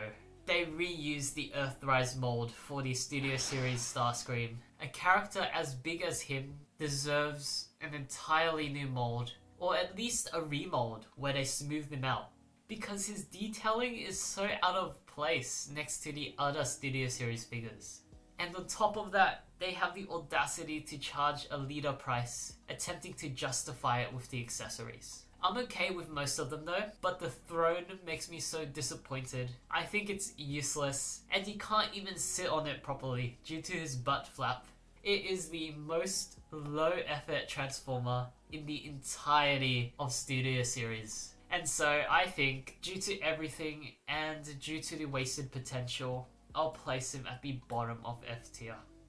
The next Studio Series figure is also a reuse of an old mold, and this time it is the repaint of the Earthrise Cliffjumper. And I'm not really a fan of this mold, just in general. I like the design, but most of my hate comes from the massive parts forming back of the car. It completely ruins the entire point of a transformation, in my opinion. It does look fun to play with though, but that big issue is not enough to save it from being placed in E tier. In my opinion, the Studio Series Junkheap is much better designed than Wreck-Gar. I prefer the torso region on this a lot more than Wreck-Gar's, and so I will place him above him, at the end of A tier. Maybe in front of Slug. I think the Studio Series Dinobot Sludge looks really good. I like this design a lot, but unfortunately, the hip and knee joints are really loose apparently. That is a pretty big deal breaker in my opinion, which is a shame because I like the robot mode more than Slugs. But the dinosaur mode is the worst one so far. I don't like it as a toy, and I don't really like sauropods in general. So unfortunately, I will place him in D tier, which is a shame because I really like the Dinobots. Not gonna lie, I thought this was going to be bad, like Earthrise RC bad, but I was pleasantly surprised. It is a very fun figure, and I really like the way it looks. Sure, the backpack is big, but there's literally nothing they could have done, just due to the design. I also really like the car mode. I think it's really clean, sleek, and very satisfying to just look at and hold. So I actually think it's a pretty solid figure. I'm personally a fan of it, and I think I'll place him behind Hot Rod in B tier. I was so sad when I found out the Studio Series Ironhide was so short. I really wanted him just to be bigger, but that is literally the only issue I have with him. I just love the way he looks in both modes. And it's one of the few G1 figures that I really want. It just looks so good and it just seems so satisfying. And the transformation looks so interesting. And so I will put him at the top of A tier.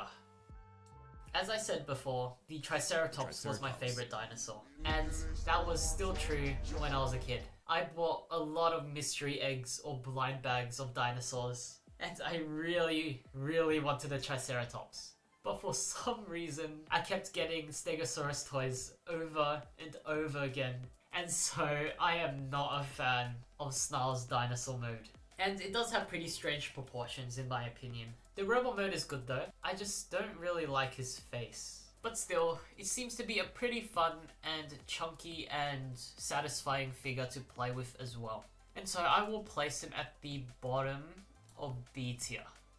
The Studio Series 86 Prowl reuses the mold from Earthrise, just with a new paint scheme and with battle damage as well. I do prefer the original one more though, and I don't like the battle damage in general. In my opinion, it is a downgrade from the Earthrise version, and so I will place him at the end of C tier.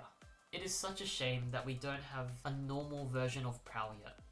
I did not have high expectations for the Studio Series Ultra Magnus, but my expectations were surpassed. The engineering is insane. I have never considered a possible universe where Ultra Magnus could transform without parts separating and him suiting up. But they actually pulled it off, and they managed to make it look amazing in both modes as well. The robot mode is really good, and the only issue is that it does look a bit wide. But if you know me, I like thick figures. And the truck is just as good. It even swivels at the base. Parts forming Ultra Magni can't even do that. This is one of the few times where I have actually been fascinated by a figure's engineering. It is so smart and it just looks so fun. And I would just buy this guy just to see what the engineering is like. I think Ultra Magnus belongs in S tier, above Grimlock. The Studio Series 86 Brawn is objectively a good figure. It's fun, solid, and the vehicle mode is good. And the engineering is smart and intuitive. But I just don't like the look of him. I don't like it at all.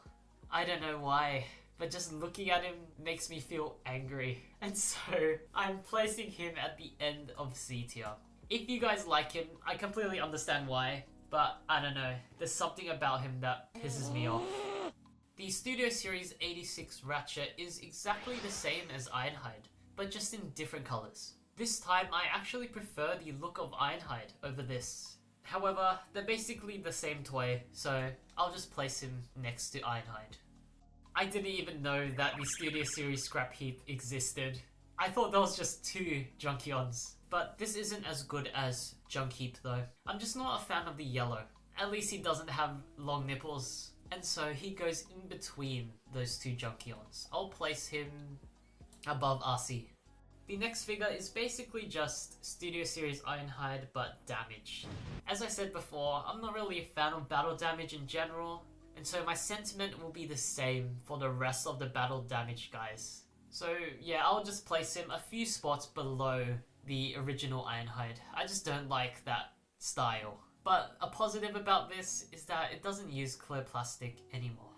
I really like the Studio Series Blaster. He's clean, simple in a good way, and it's just fun. I feel like if I had him, I would have so much fun. I am a big fan of his aesthetic, and I just like the vibes he gives off. I also really like Eject as well. I think it's a very good cassette transformer. It's just a shame that you can't really see him in Blaster's chest. But still, it's a solid figure, and one that I will be happy getting. And so I will place him above Scourge and above Jazz. And actually, I'll move Jazz down to the end of A tier. Here we have the final Dinobot, and it's not that good in my opinion. I think it looks the worst out of all of them in both modes, and the dinosaur mode is definitely the worst one. But still, it doesn't mean it's bad, but I just wish it was bigger or more complex to try to justify that leader price. I think the robot mode is pretty solid. The only thing holding it back is just the engineering and the dinosaur mode. So I'll place him at the end of C tier. The next two figures are the battle damaged Brawn and the battle damaged Ratchet. Same thing as with the Ironhide, I'll place them a few spots lower. So I'll place Ratchet next to the battle damaged Ironhide, and I'll place the battle damaged Brawn at the end of D tier. And actually, I will move up Swoop to be behind Cup. I have never cared for Bumblebee toys. I think that he is way too saturated in the toy market. But this is something else. It looks so good in both modes, and the engineering is so unique and nice. It doesn't even involve parts forming. So it's a surprisingly unique figure, especially coming from a Bumblebee toy. And so I actually think this Bumblebee figure belongs at the top of A tier. It's a very nice and very fun figure. The Studio Series Springer is basically just the Siege version with a bunch of new accessories. It's not a bad figure as is, but they were so lazy with it. They reused a 6-year-old mold, charged more for it, and on top of that, they took away the chance for a new triple changing Springer mold. I just wanted a new mold for this character, and even if they charged leader price with no accessories, I would be happy, because I don't really care about accessories in general. And so, I think he belongs at the top of D tier. The next figure we have is the definitive G1 Optimus figure. The robot mode, the engineering, and the truck. It's all perfect. It's so impressive. I don't even need to say anything. Everyone else has already praised it enough. This figure is so monumental, and it definitely deserves a high spot. But me being stingy, I can't justify the commander price for Voyager class size. He does not belong in S tier. I'll place him above Bumblebee in A tier at the very top. If I was rich and I didn't care about the price, he'll definitely go in S tier. I actually have this Galvatron mold, and I like it a lot. It's a very solid and very fun figure. It definitely has a heft to it that makes it satisfying to play with. In this case, I do see why they didn't use a remold. It was already pretty good, modern, and solid to begin with. Therefore, I will place him at the top of B tier. The Studio Series Constructicon Scrapper is a small Voyager, but where other small Voyagers make up for it with their engineering, this doesn't. It's so hollow on top of that. There's nothing really wrong with the toy itself. It does seem like a solid figure, but I just feel like it's so expensive for its price. And unfortunately, I will have to place him in D tier. I just don't think you could justify buying this guy at its price, unless you're trying to complete Devastator. And speaking of completing Devastator, the Studio Series Constructicon Bone Crusher is exactly the same size as Scrapper, even though this one is a Deluxe class. But it does look sort of strange. The proportions look pretty weird, and there's just so much green. I'm not sure if this is accurate, but even if it is, I'm just not really a fan of this design. And so I will place him in E tier. I just think he looks very strange. I prefer these two Constructicons a lot more than the previous two. I really like how the Studio Series Long Haul and Hook look in both modes. I think it looks really cool. But since they haven't came out yet, I can't really make any solid conclusion. But what I can talk about is the price. I can't believe that this is a Commander class price point. But for now, since there's no new information about them, I will place them in B tier at the end. And now let's start ranking the core class figures. Beginning with Spike. And this guy is the only dedicated human release in the entire line. And it's pretty weird in my opinion. Just logistics wise, I can't imagine a man folding up to drive away. The vehicle mode is not the best, and the man mode is okay. At least it's a lot better than the one that came with Slug. But I have no attachment and no interest in this guy at all, so I'll place him at the end of E tier. I actually really like the core class Ratchet. The playability seems to be really good. I do wish I could get him one day. It seems so fun and satisfying to just mess around with him. And so, this figure definitely has that playability factor. And therefore, I will place him somewhere in B tier. I'll place him above this guy. The Studio Series wheelie is okay. It's definitely 100 times better than the one that came with Grimlock, but I don't like it. It's pretty mediocre, and it doesn't really do anything good. But I'm happy that there's an accurate version of this guy out now. He belongs in D tier at the end. The core class Rumble is a pretty cool figure, but I am pretty indifferent to this. He is so small. It's a good figure, but for the price, it's not worth it at all. It is so expensive just for a cassette. I know it comes with really cool arm accessories, but it's not enough in my opinion. I'll place him at the top of E tier. If price wasn't a factor, he would be much higher, but he's just way too expensive. The Studio Series core class Ironhide is exactly the same as the core class Ratchet. Same thing as before with the Voyager figures. I prefer the look of Ironhide more, and so I'll just put him above Ratchet. The core class Frenzy is exactly the same as Rumble, but in more sharper red colours. But personally, I prefer the more softer, calmer blue colour scheme. And so I will place this just before Rumble. And finally, we have Steeljaw. Remember when I said the previous two cassettes were not worth the price? This takes it to another level. It's cute and I do like the design, but something like this should have been with Blaster as a pack-in, not on its own for full core class price. There's nothing that provides value besides that strange gold horn. I think Steeljaw belongs in F tier. These cassettes should have came in 2 packs at the core class price point. It would have been so much better. And since I have these two at the bottom, I might as well rank them as well. So this is just a repaint of the cup, and I do think it's better.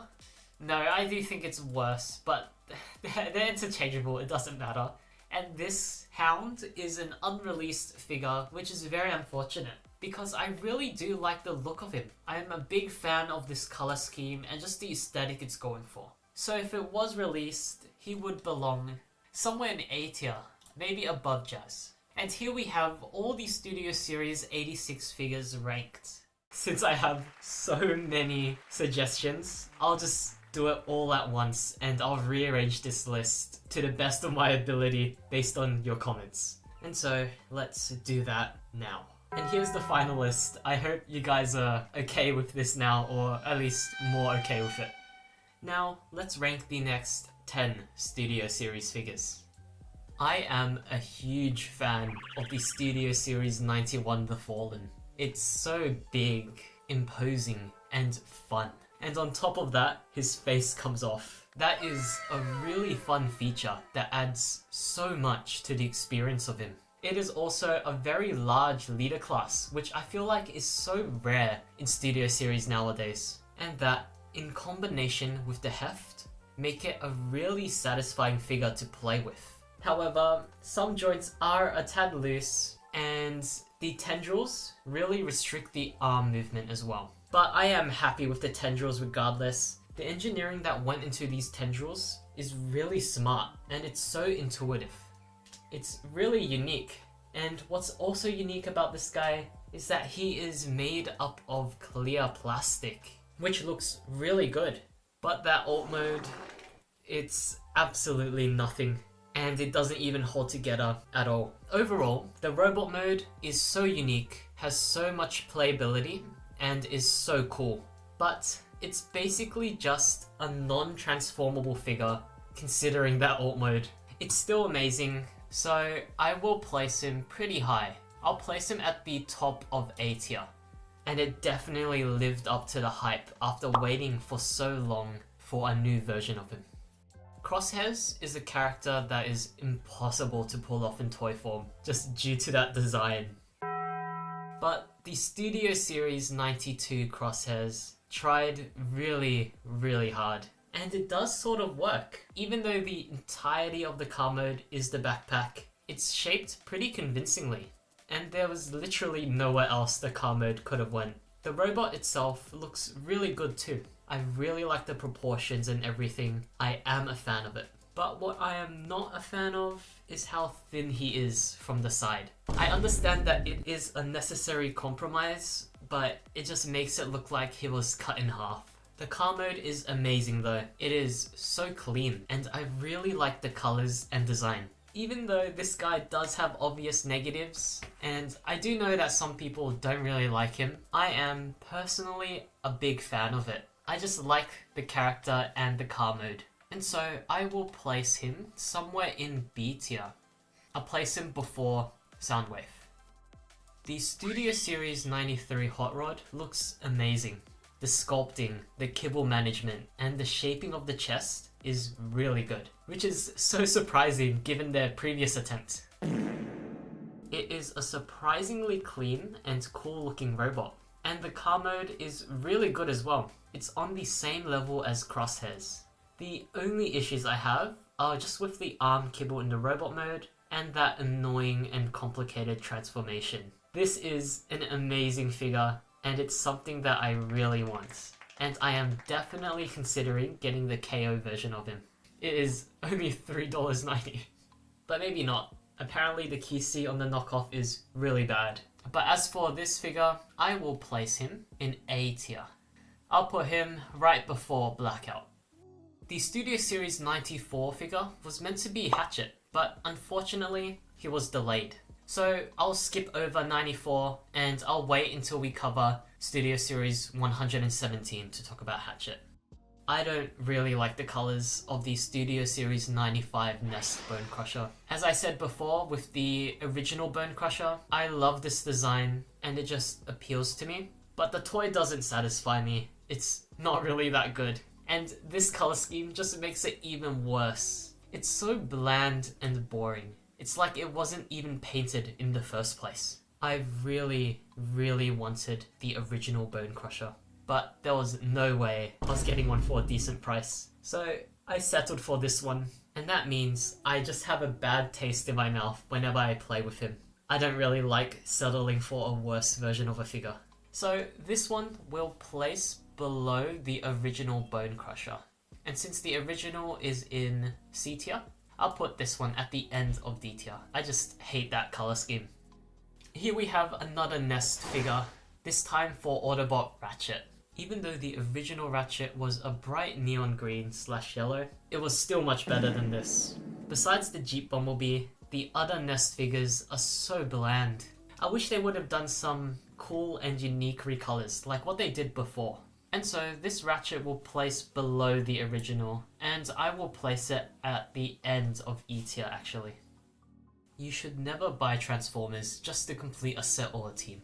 I live by that rule, and I like to think I'm smart with deciding what figures to buy. But I broke that rule to complete the Maximals from Rise of the Beasts, and I regret it. The Studio Series 97 Air Razor is not the best figure. It's inaccurate, strangely proportioned, and I just don't like the way it looks overall. The posability is good though, but it's just so uninteresting. Where the Nest figures were bland by appearance, this is bland by design. I look at it, play with it, transform it, and I just feel nothing. That is the worst type of figure. I'd rather have a figure that I hate than a figure that I don't care about. If I could go back in time, I honestly would have never bought it. Airazor belongs at the end of E tier. I have more fun playing with Ratchet and Drift. The Studio Series 98 Cheetor's robot mode is really fun. The good posability, the lack of kibble, and the really nice weapon makes for a very enjoyable figure to mess with. And on top of that, he is solid and the joints are nice and tight. But that's all the positives about him. I feel like he is way too simple in terms of transformation. It feels like it's missing something, and it just doesn't really satisfy my itch that drives me to get a Transformer. Normally, I get a Transformer when I feel a gaping emptiness in my heart, and it fills it up nicely. But after opening this guy, I felt like I still had the emptiness. It's a fun robot, but considering it as a Transformer, it's a tad lackluster. I know I had the same sentiment as with the Fallen, but the Fallen actually feels like a Transformer, if that makes sense. Cheetor just feels like an action figure. Hopefully that made sense, and hopefully you guys understood that. And so I think he belongs at the top of D tier. Battletrap was one of the most uniquely designed robots in Rise of the Beasts, and I like it a lot. The Studio Series Battletrap looks so cool and menacing, but it does seem pretty difficult to pose and play with him. The main issue though seems to be the annoying transformation and the vehicle mode. It's pretty difficult to get everything tabbed in, and there's just a lot of kibble on the truck. But I like the way it looks regardless. Just like with the robot, the truck is just as cool.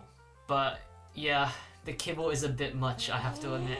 So overall, the figure looks amazing, especially in the robot mode. But the playability is hindered, lowering the experience of him as a whole. So for this one, I'm not really too sure where I should place him because I don't really have him to experience that. So for now, I will place him at the top of C tier. But if you have him, let me know how he handles and let me know what you think. I was not meant to get the Studio Series 100 Rise of the Beast Bumblebee. I only got him because it was something my sister no longer wanted. But I am very happy that I have him now. I don't really care about his appearance, to be honest, but what appeals to me instead is the playability. He is very fun to play with due to his fun posability and nice weapons. The car mode is very nice as well, but the best thing about the entire figure is the feeling. The quality of all the joints and plastic is so good. It makes it a very satisfying experience to just play with him. They really locked in the QC department for this guy. It's a good figure with an amazing play experience. The only issue I have though is the backpack not tabbing in. But as I said before, I am pretty bored of this type of figure. The engineering is so similar to the other Bumblebees. So even though it is technically unique, it's not unique enough for me. So I will place this guy behind Dropkick in B tier. Starting off with Studio Series 101 Scourge. They fumbled this guy so badly. The character looked so cool and I expected the toy to be imposing and intimidating. But instead, we got a very skinny, strange man with an elongated neck. I'm not a fan of this toy design at all. He does not look good. And on top of that, he feels so light and hollow. And it's very poor quality. It would be fine, and I would understand if this was a Voyager, but this is a leader. Where other small leaders make up for it with paint, heft, engineering, and solidity, this has nothing that justifies the leader price. And don't get me started on that truck mode. The legs basically do nothing, and there's a bunch of hollow spaces throughout. This is a figure where you need the upgrade kit for it to just be normal. It is definitely not your money's worth. I don't think I'm willing to pay even a Voyager price for this. I do like one thing though. There is one step in the transformation that is pretty unique and fun to do. I understand why it's like this. I know they based it off early concept art, so this definitely deserves a redo, just like what they did with the Bumblebee movie Bumblebee. But for now, this version of Scourge will place somewhere in E tier, behind Dropkick. I feel like Dropkick's engineering is a lot more fun than Scourge's. The Studio Series 102 Rise of the Beast Optimus Prime was so hard to find. It was sold out everywhere, and it was one of the many figures that were scalped. But luckily, I didn't get him, and I eventually got the KO instead. And I actually do prefer the KO over the official, mainly because that truck bed is horrible. I don't know what they were doing with that, but it's just such a large chunk just hanging there. Everything else about the truck is good though. It's just that one glaring problem. But regardless, the robot mode is amazing. The proportions and aura is so nice, and he definitely has that presence that I like. Objectively, it is better than the Studio Series 38 Optimus Prime. It's more accurate and more proportional. But I honestly just prefer the 38 Prime. I still think it's a very fun figure with a really nice look and transformation. But not gonna lie, I do think it is overhyped, especially with that truck bed. And so I will place this Optimus Prime somewhere in B tier. I do think it's better than the Bumblebee movie Seekers. Actually, no. I'll place him below Wheeljack. If he didn't have that truck bed, he would easily go into A tier. The Studio Series Rhinox is okay. The robot mode is alright. I do like a stocky and a buff figure, but this is pushing it a bit. The first thing that comes to mind is that he is so strangely proportioned. And on top of that, the colours are pretty plain, but I do personally like it. Objectively, it's not as good as Cheetor, but I do prefer this one. The Rhino mode is pretty good in my opinion. I like the curves and the appearance, and that gaping stomach hole is fine in my opinion. I just put the weapon inside there. But yeah, it's basically a brick, but it's a cool brick nonetheless. So overall, this guy is a bit of a letdown, but I do see the potential and I do see the vision. I will place him at the top of C tier, and I do think he's better than Battletrap. That might be controversial though. Let me know in the comments what you think. I really liked Nightbird's design in Rise of the Beasts, but I do understand that it is very, very difficult to pull off this design. And this does try its best. The proportions are so obviously off, but there was really nothing they could have done due to it being a mainline figure. Regardless, it's definitely flawed. The chest is so bulky, the wings are so tiny, and the backpack is pretty big as well. The car mode is better though. It's good, but it's not as good as other Studio Series cars. I really like the metallic purple wheels though. I think that is so nice. So I do think this is pretty average, and there's nothing that makes me want it. And so I think she belongs behind Stinger. Yeah, she's basically just an average figure, maybe a bit below average. And following that compromised robot mode, we have another compromised robot mode. The Studio Series Mirage is not accurate at all.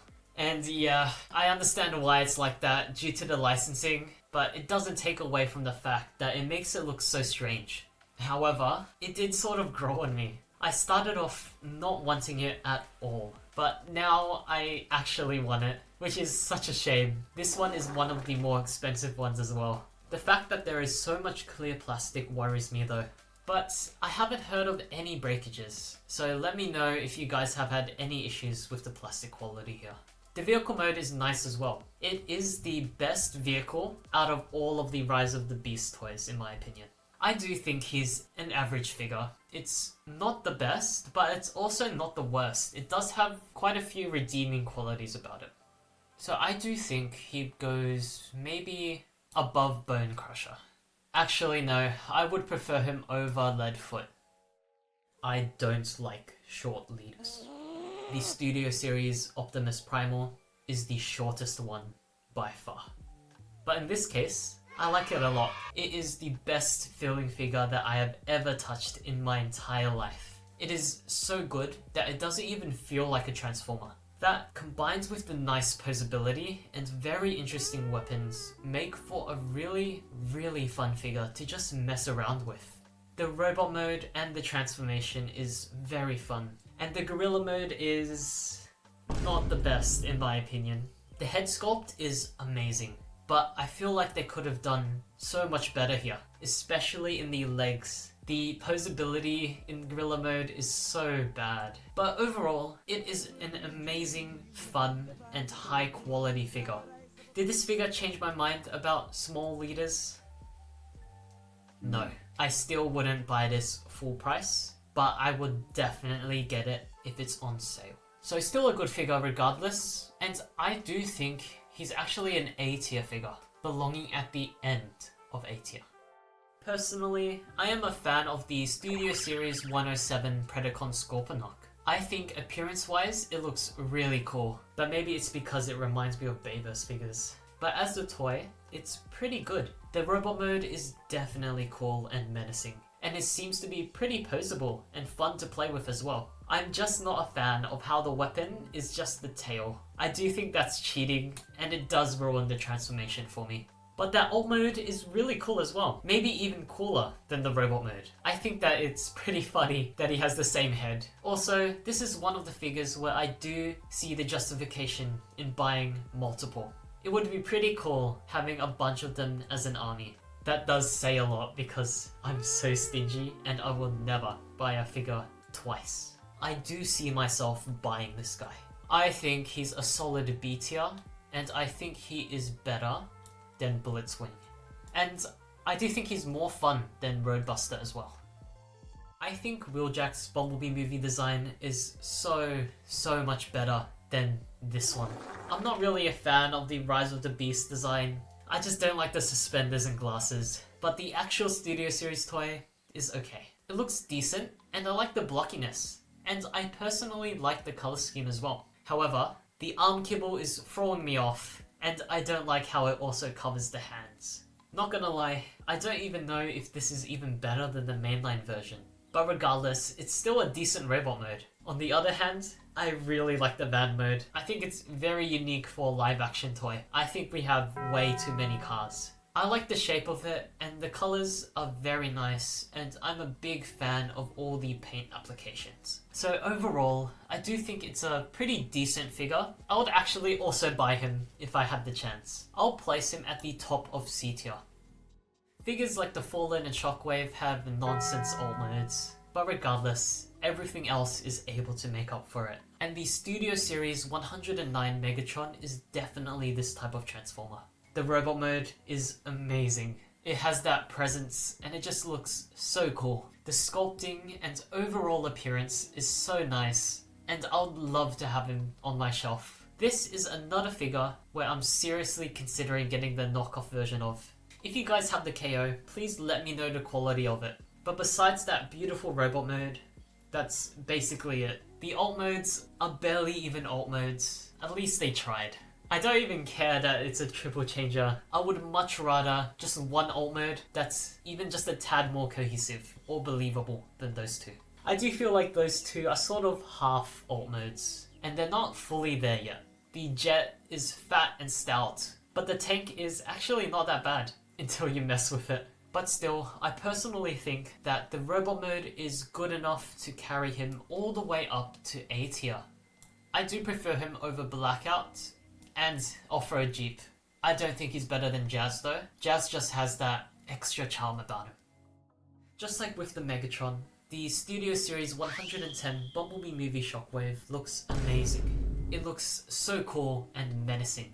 It also has the aura and presence that I really like. I also want this figure too. He is so clean from all angles, and I love that tube. The only issue I might have is just the lack of the bicep swivel, which I do think it is sort of a letdown, but apparently it doesn't really have a negative effect, so I will forgive it. If you have this guy though, please let me know what you think about the articulation. The alt mode, just like with Megatron, is also a tad compromised, but it's not as janky as that. It is cohesive and it does work. However, this might be a controversial opinion, but I actually prefer the Dark of the Moon Shockwave's alt mode over this. But regardless, this Shockwave is still a really good figure, but I do think that the Megatron is better, just overall, and I will place Shockwave behind Hot Rod. I do think Hot Rod has much better engineering. I will move the Bumblebee movie Megatron up. I will actually place him above the Revenge of the Fallen Megatron. And I will move the Shockwave up to be above Off-Road Bumblebee. I will also move the Bumblebee movie Optimus Prime up into A tier. Personally, I do think that Dark of the Moon Megatron is better. Yeah, that's fine. I'll leave that here. And speaking of Rise of the Beast Transformers, I will move Primal. I actually think he's better than Revenge of the Fallen Megatron.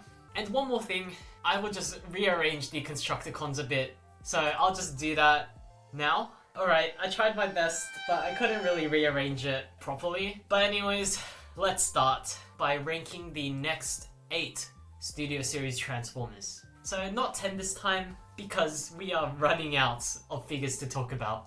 The Studio Series 111 Sunstreaker is the second ever concept art Studio Series figure. And as a toy, it's okay.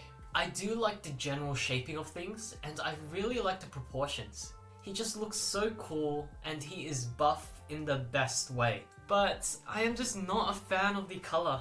I think the yellow is a tad too strong, and it sort of reminds me of the Legacy Grimlock.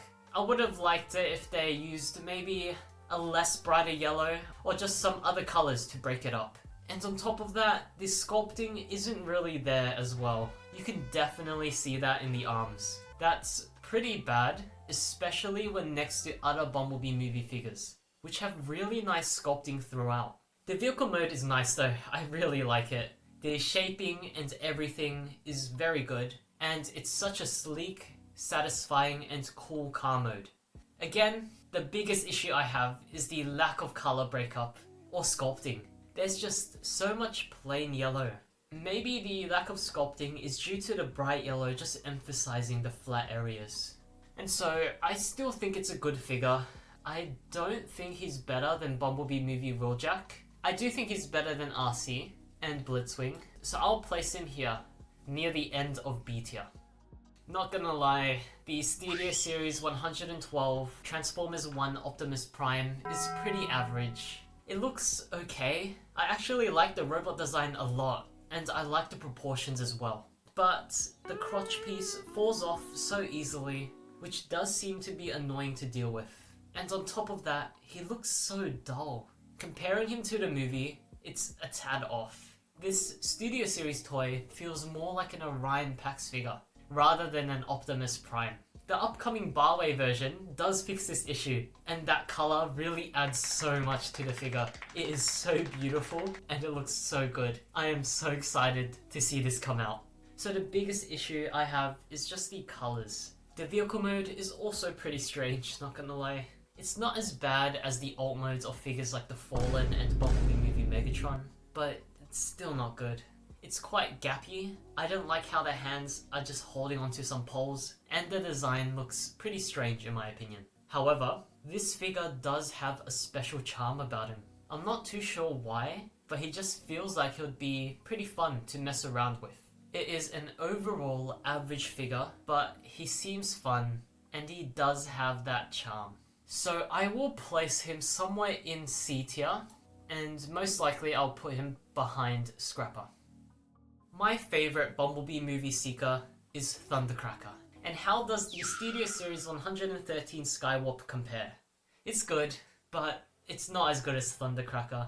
However, I will admit that this did have the potential to be the best seeker out of them all, if it just had more purple. The purple on this mold looks amazing, but unfortunately, there is so little. You can definitely notice it on the jet mode. It just makes him look so plain, because the boring grey is the most dominant colour on this figure. If Skywarp had more purple, it would be the best seeker. I just think the purple looks so nice and it suits the mold a lot. But Skywarp, as it is now, is second to Thundercracker. I will place him either at the end of A tier or the top of B tier. I'll just place him at the end of A tier for now. Just like the Transformers 1 Optimus Prime, the Studio Series Transformers 1 Megatron doesn't look quite right. I do like the overall look though, because I just like the general design of the robot mode. But it is very plain, with the unpainted grey covering most of the body, especially from the back. That is so unfortunate because just like with the Transformers 1 Optimus Prime, I do see the potential only if he was painted correctly.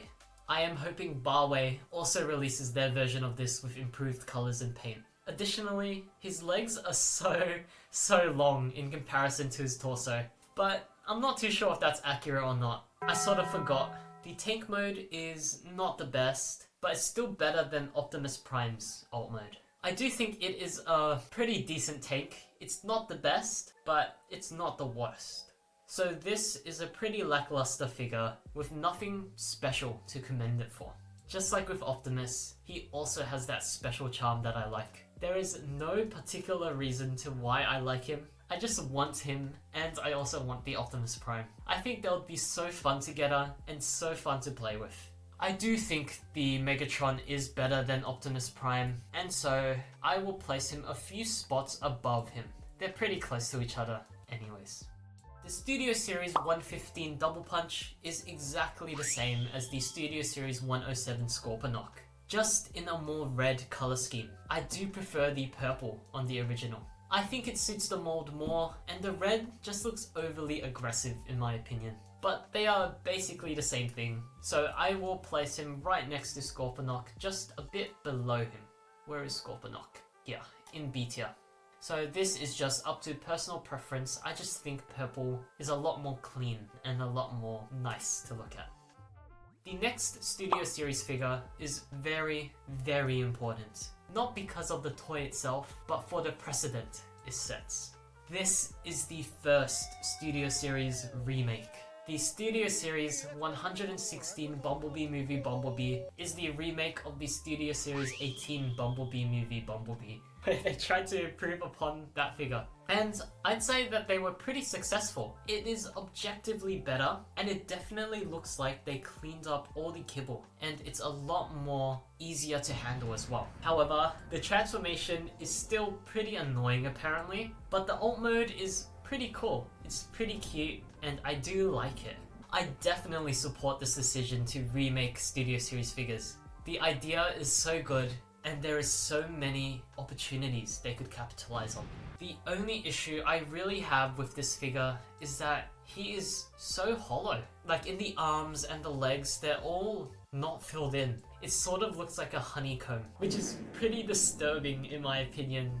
If they filled it up, it would be so much better. And that one thing does sort of turn me off getting him. I just can't stand looking at that. But regardless, he's still a very nice figure. And obviously, he'll score a lot higher than the original. Since the original was in the middle of E tier, I will place this remake somewhere in B tier. I'll leave him at the end for now. I'm not really too sure like how good this guy actually is. If any of you guys have gotten this figure, let me know what you think, because he's pretty new, and so I'm just being pretty careful about my recency bias. We have waited for so long for Hatchet to be released after the initial leaks, and now that we can finally get him, does he live up to the hype? No. The shoulders are so close together. The posability is not good. The tail, parts forms, and the kibble management is really bad. The panels also pop off very easily as well, which is very annoying. And the figure just seems to be annoying to play with. It does not seem fun at all. And the transformation is frustrating too, as it's so hard to get everything tabbed together. But there are a few positives though. I really like the head sculpt, and I think the way they put him in the box is pretty funny. Overall, this is such a letdown. Hatchet is so unique as it is one of the only Transformers that aren't bipedal, and it would be so cool if they pulled it off right. This Hatchet is such a big missed opportunity. If they fixed the QC and made the shoulders extend outwards, it would be so much better. I can't believe we waited years for this guy. I was gonna buy him as soon as he came out, but not anymore. I am so disappointed. He belongs in E tier at the end, just because he disappointed me and made me wait. The Studio Series 8-Link is a reuse of the Studio Series Primal mold, and don't get me wrong, I don't mind them reusing the mold. I think the figure is amazing, but what I do have an issue with is that he isn't bigger. I would have loved for 8-Link to be an upscaled version of Primal. It would be so cool, and I would be able to justify buying the mold again, because now they would be in scale. It is a pretty big oversight on their behalf, in terms of accuracy and just how cool it would be. I would much rather have a bigger gorilla next to my original gorilla than 2 gorillas of the same size, if that makes sense. I would accept him coming with no accessories if it meant that we got an upscale. But besides the size, the figure is really nice. It is very fun and feels so nice in hand. I do like the changes they made as well. I am a big fan of the arm blades, the shoulder pads, and that new head sculpt. But just personal preference wise, I prefer Primal. I just like the sculpting and colors more on that figure. But all in all, he will still rank high. Personally, I just think Primal suits this mold better. And so I will place 8-Link at the bottom of A tier. If 8-Link was upscaled, he would belong right next to Primal. There's the list rearranged, and we will now start ranking the next 8 Studio Series Transformers. And from this point, they have stopped numbering them, which does make me a bit sad, because I do think it's convenient being able to search up a Transformer just with their number. But then again, I do understand why they removed it. It did get a bit confusing near the end.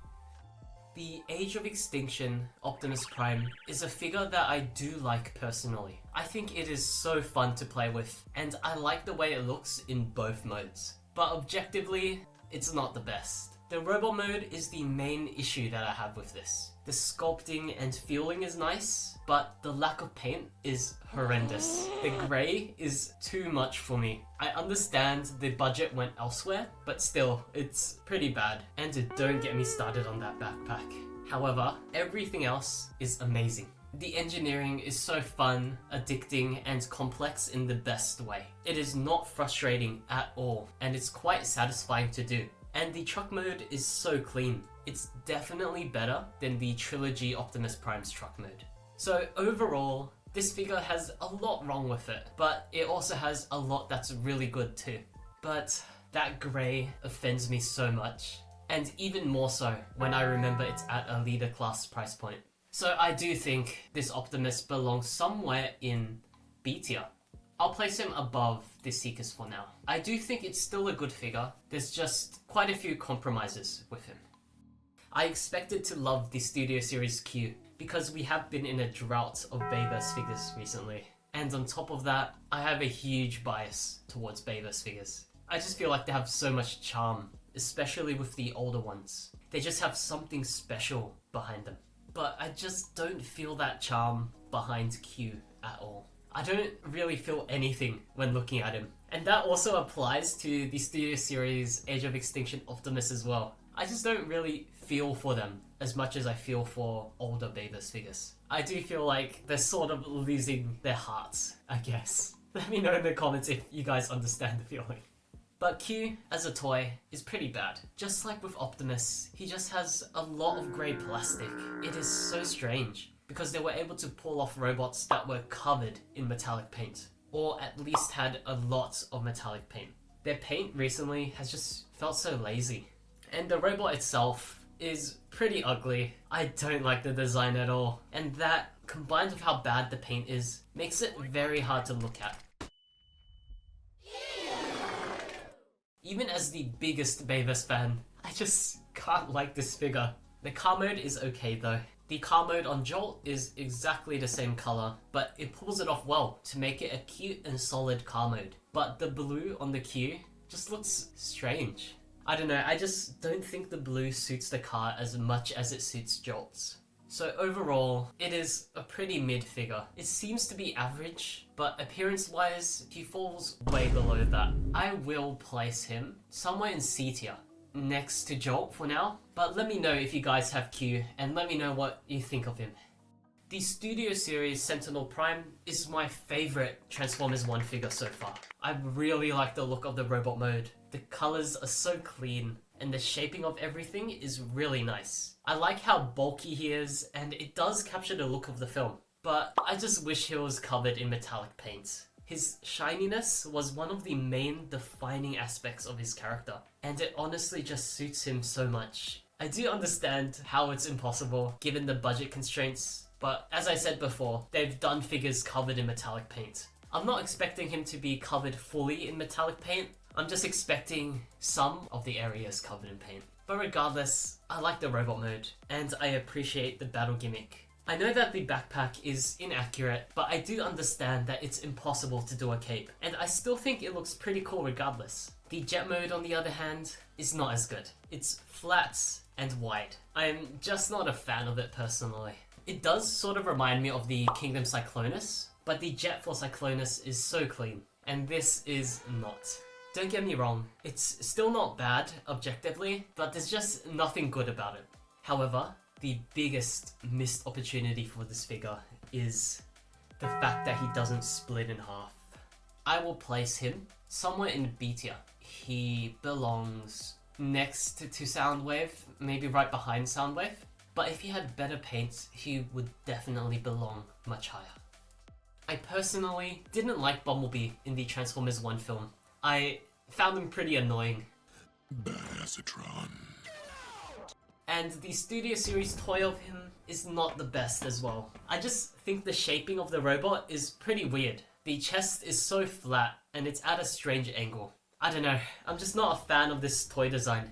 But overall, it's fine.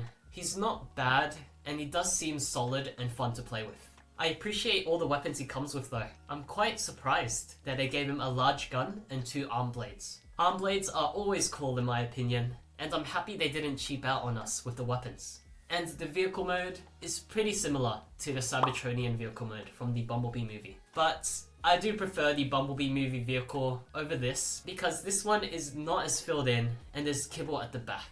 But that back kibble might be intentional though, I'm not too sure. But I don't know, I just find his overall appearance in both modes to not be the best. I just don't like the way he looks, and he does not have that good presence in my opinion. The aura he gives off is just so strange. Yeah, he's not a figure that I would look at. But despite that, he does seem like a fun figure. I just personally find him unappealing to look at. He will place somewhere in C tier, I think. I'll put him above Transformers 1 Megatron. And speaking of Transformers 1 Deluxes, we have the Studio Series Transformers 1 Elita 1. And I do think the toy looks pretty good. I like the colors, and I feel like they did the color separation and tones perfectly. It's not bland like Megatron, and they got enough contrast to highlight the important parts. The backpack is really clean as well, but she just seems so thin in some areas. I think it's the legs being set too much below the crotch, which then just leaves a large gap in between the legs and the crotch. She does have the Slenderman proportions, unfortunately. And the biggest issue I have is the arm kibble. I understand that this is a deluxe class, however, it's still bad to look at regardless. I would rather have a backpack over arm kibble any day. And the alt mode does sort of remind me of the Bumblebee movie RC's alt mode, but I don't know if it's better. It does compact nicely, and there's not that much kibble, and I like how the front wheel assembles. It's pretty satisfying in my opinion. But besides the wheel in the front, there's nothing that indicates that this is an alt mode. I would have liked it if they had a windshield or handles or just something to indicate that it's a vehicle, because this just looks like a sausage on wheels. I know it's Cybertronian and it's accurate to the movie, but still, I wish they made it look like something. But that just might be an issue with the design in itself, not the toy. And so, I think that this figure belongs somewhere in C tier. I definitely think it's better than the Bumblebee, and I don't think it's better than the Bumblebee movie RC. I will place Elita 1 at the top of C tier. Remember when I said that Sentinel Prime was my favorite Transformers 1 figure? Well, the Studio Series Transformers 1 Starscream might beat it. They nailed all the proportions, and the robot mode looks really good. I literally have no complaints about the robot except for one major thing. His face looks so strange. Why is his mouth like that? His face seems a bit too wide and flat, and it's completely the wrong color. Everything about the robot is so nice and clean, but the face just ruins it entirely for me, which is so unfortunate because I was actually planning on getting this until I saw the face. The transformation though looks pretty good. It seems fun, and the jet we end up with is not bad. It's definitely better than Sentinel Prime's jet, and it's definitely better than the Studio Series Bumblebee movie Tetrajet. It's a lot cleaner and more sleeker than I expected. It's pretty neat. That is, until you look at it from the back. The back is 100% the worst part of this jet mode, which is so sad because they could have easily folded the hands down, but I'm not too sure what they could have done for the feet. This figure definitely had the potential to be amazing, but due to just 2 major flaws, it's downgraded to just being a good figure. He belongs somewhere in B tier. I'm not too sure if he's better than Sentinel Prime, so I'll just put him next to him.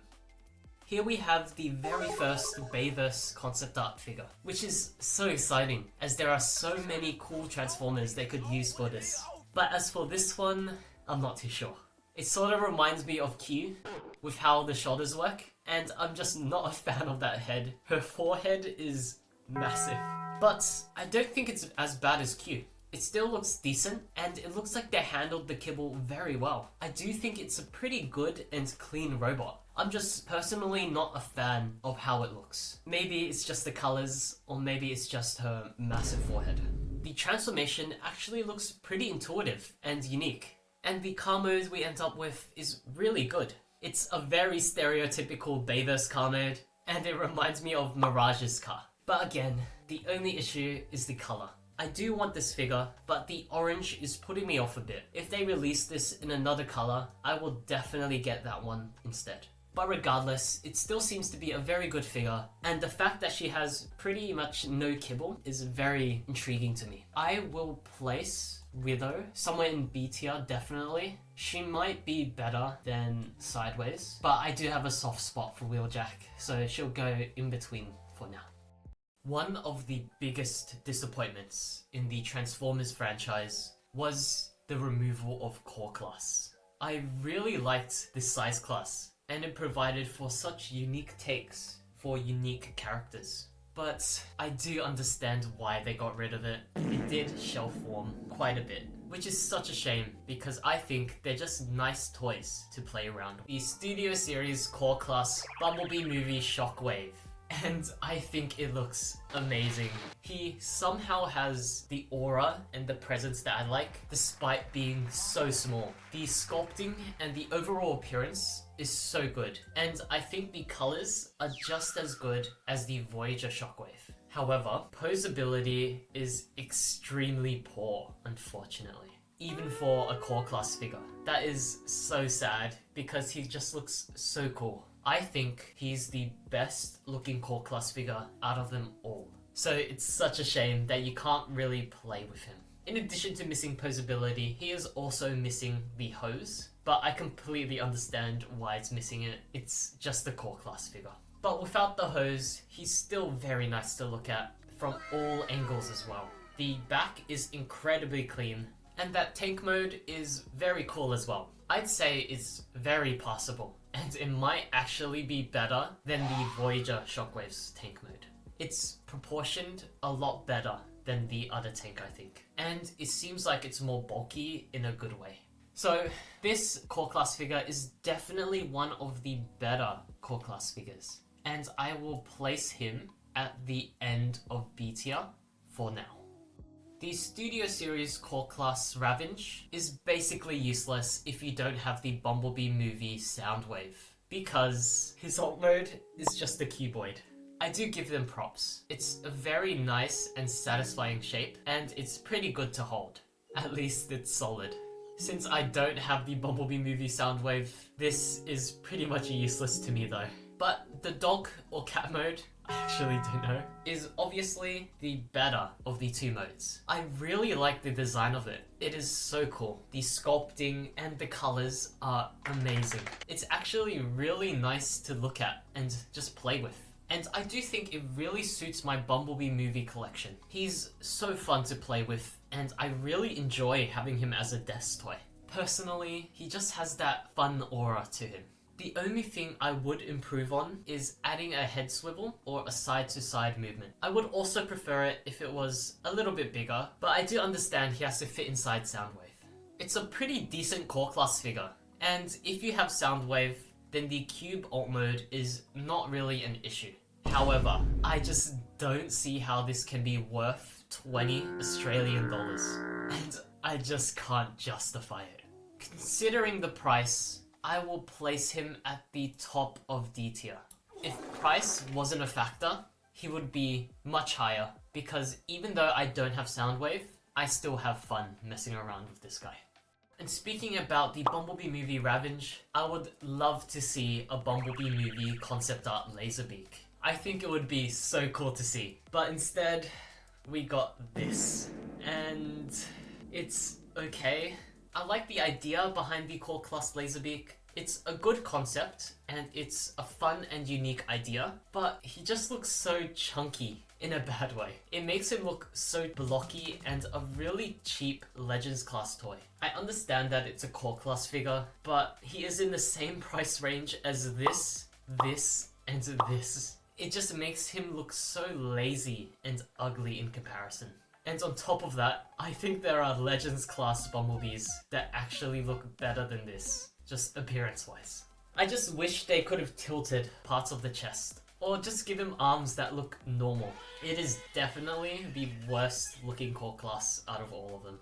And to top it off, apparently he falls apart pretty easily, and the quality of the figure isn't that good, where things don't really hold together well. But I do like the car mode. I think it's pretty clean, and I do like the way it's proportioned and sculpted. However, it's not enough to make this figure good. I will place him somewhere in E tier. Yeah, just at the end of E tier. One thing I liked about Core Class was the fact that they were able to make smaller characters that actually scale with other Studio Series figures, which was something they tried to do before with the Studio Series RC, Chromia, and Elita one. But I do prefer the concept of Core Class, and I think it would be so nice if they could redo all three of them in the Core Class price point. And speaking about a Core Class RC, we have the Rise of the Beast Core Class RC.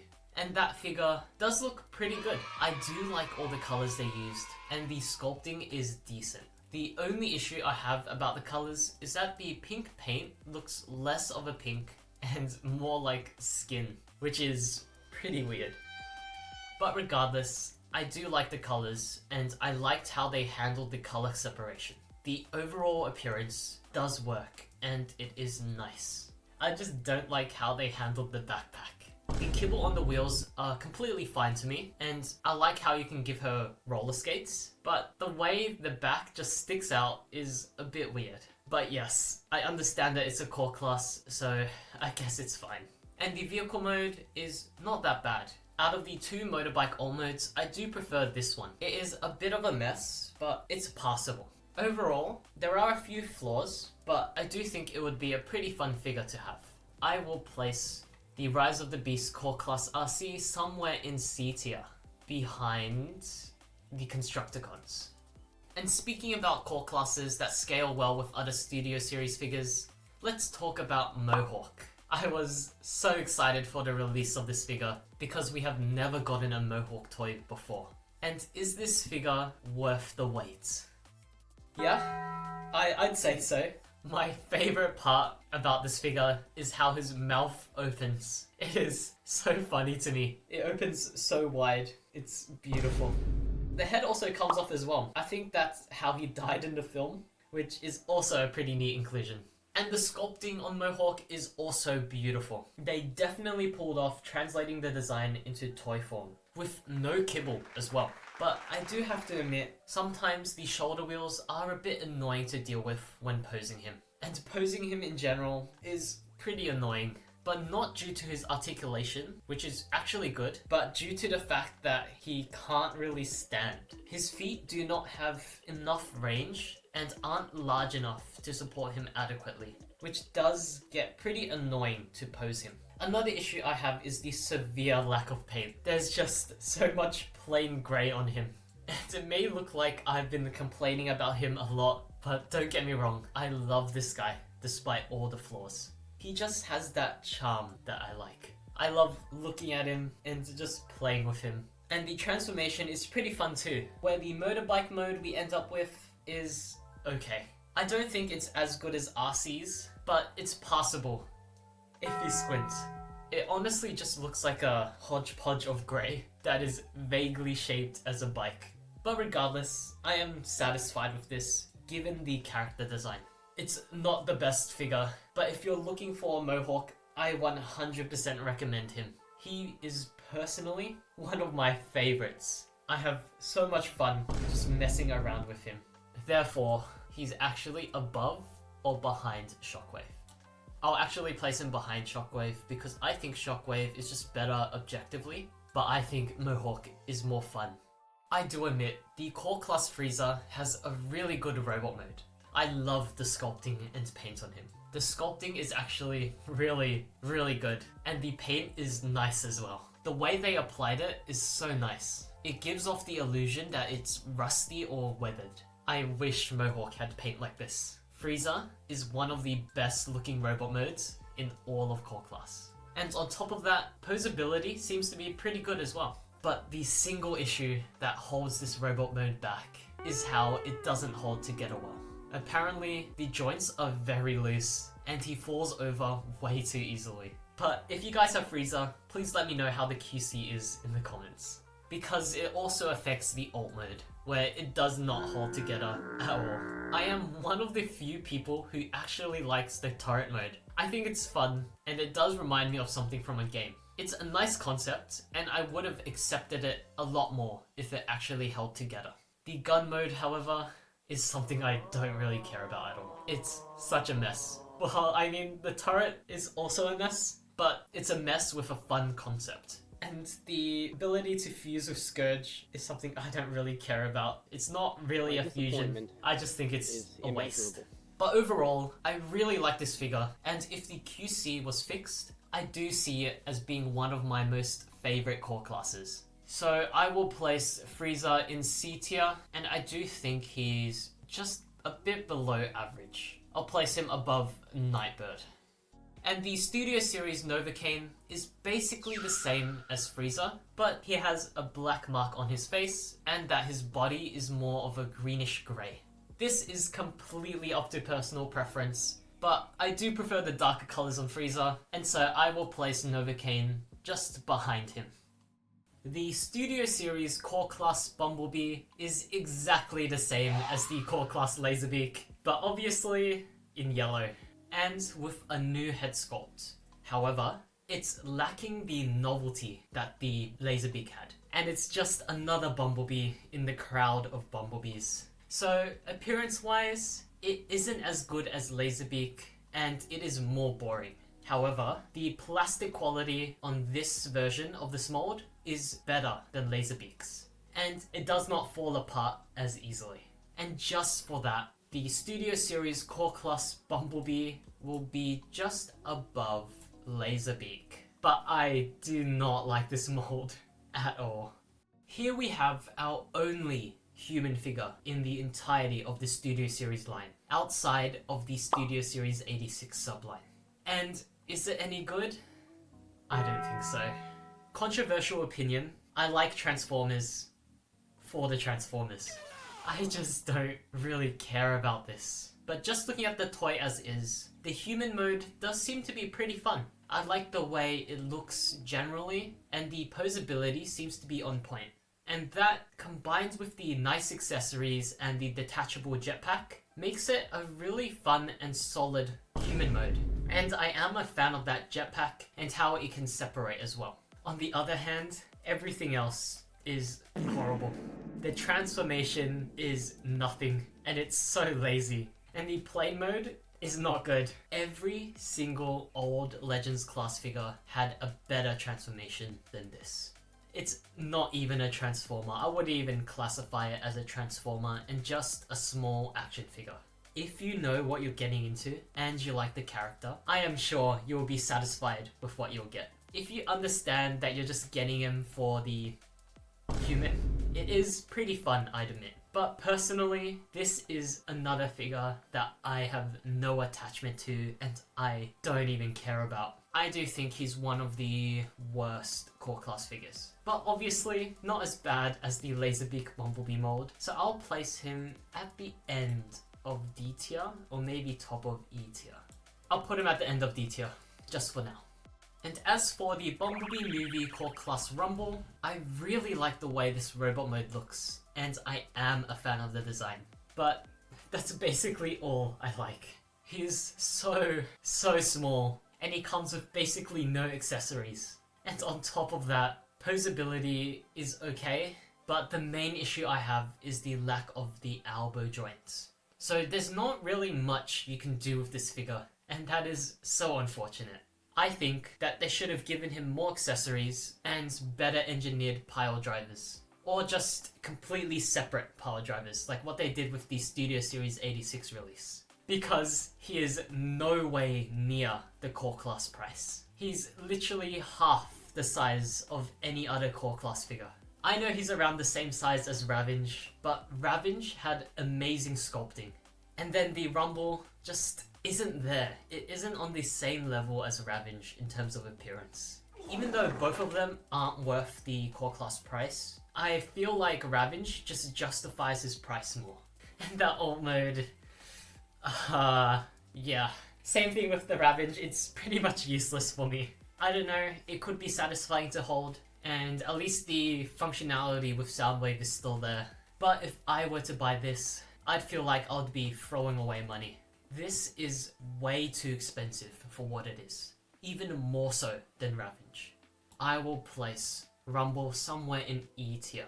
I'll place him above Drift and behind the Bumblebees. And then the Studio Series Bumblebee movie Frenzy is exactly the same as Rumble, just in a red and black color scheme. And if you know me, I like blue a lot more, and so just personally, I think Rumble is better looking. But then again, it's up to your personal preference. So it doesn't really matter, but I'll place Frenzy just right behind Rumble. And for the very last Studio Series Core Class figure ever released, we have the Studio Series Core Class Bumblebee movie Starscream. And it is such a shame that this is the last Core Class figure, because he is so good. As soon as they gave us an amazing Core Class figure, they just quit. We will never finish the Bumblebee movie Decepticon cast, and that makes me so sad.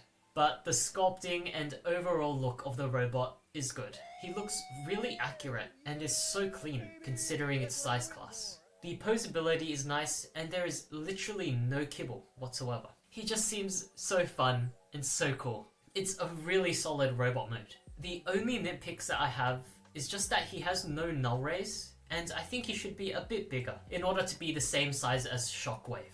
And the transformation is nice, and the jet mode is pretty good as well. It is an approximation, and it isn't perfect, but it's definitely passable. The shaping of everything is accurate, and it does seem fun. The arms on the side do bother me though, but it does resemble an alt mode a lot more than something like Mohawk. Regardless, this is still one of the best Studio Series core classes, and they definitely ended the size class with a banger. However, I do think Shockwave is just better looking in both modes, and that's just my personal taste. I do like the character design a lot more, so I will place the core class Starscream right before the Shockwave. And there we have it, all the Studio Series core class figures ranked. I am so sad to see core class disappear forever, but it is what it is. And I'm sure Hasbro will try something else in the future anyways. The Premium Finish line was a short-lived subline where it mainly considered Studio Series, but it also had two figures outside of it. And the whole premises of this was just to give us re-releases of the same molds, but with massively improved paint. And I absolutely love this line. The concept itself is so cool, and all of them look so beautiful. I would love to have these one day. Unfortunately, I can only admire them from afar. There is no way I am getting them due to distribution and due to price as well. I am pretty sad that they ended this line so early, because I would love to see so many Studio Series figures get this treatment.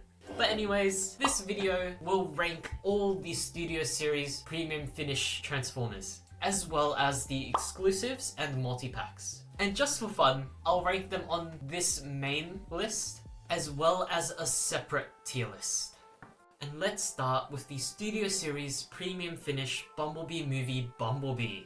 And this does look very good. I really like the more faded yellow here, because I just personally don't like it when yellow figures are very, very saturated. And so this type of yellow is something that I am a fan of.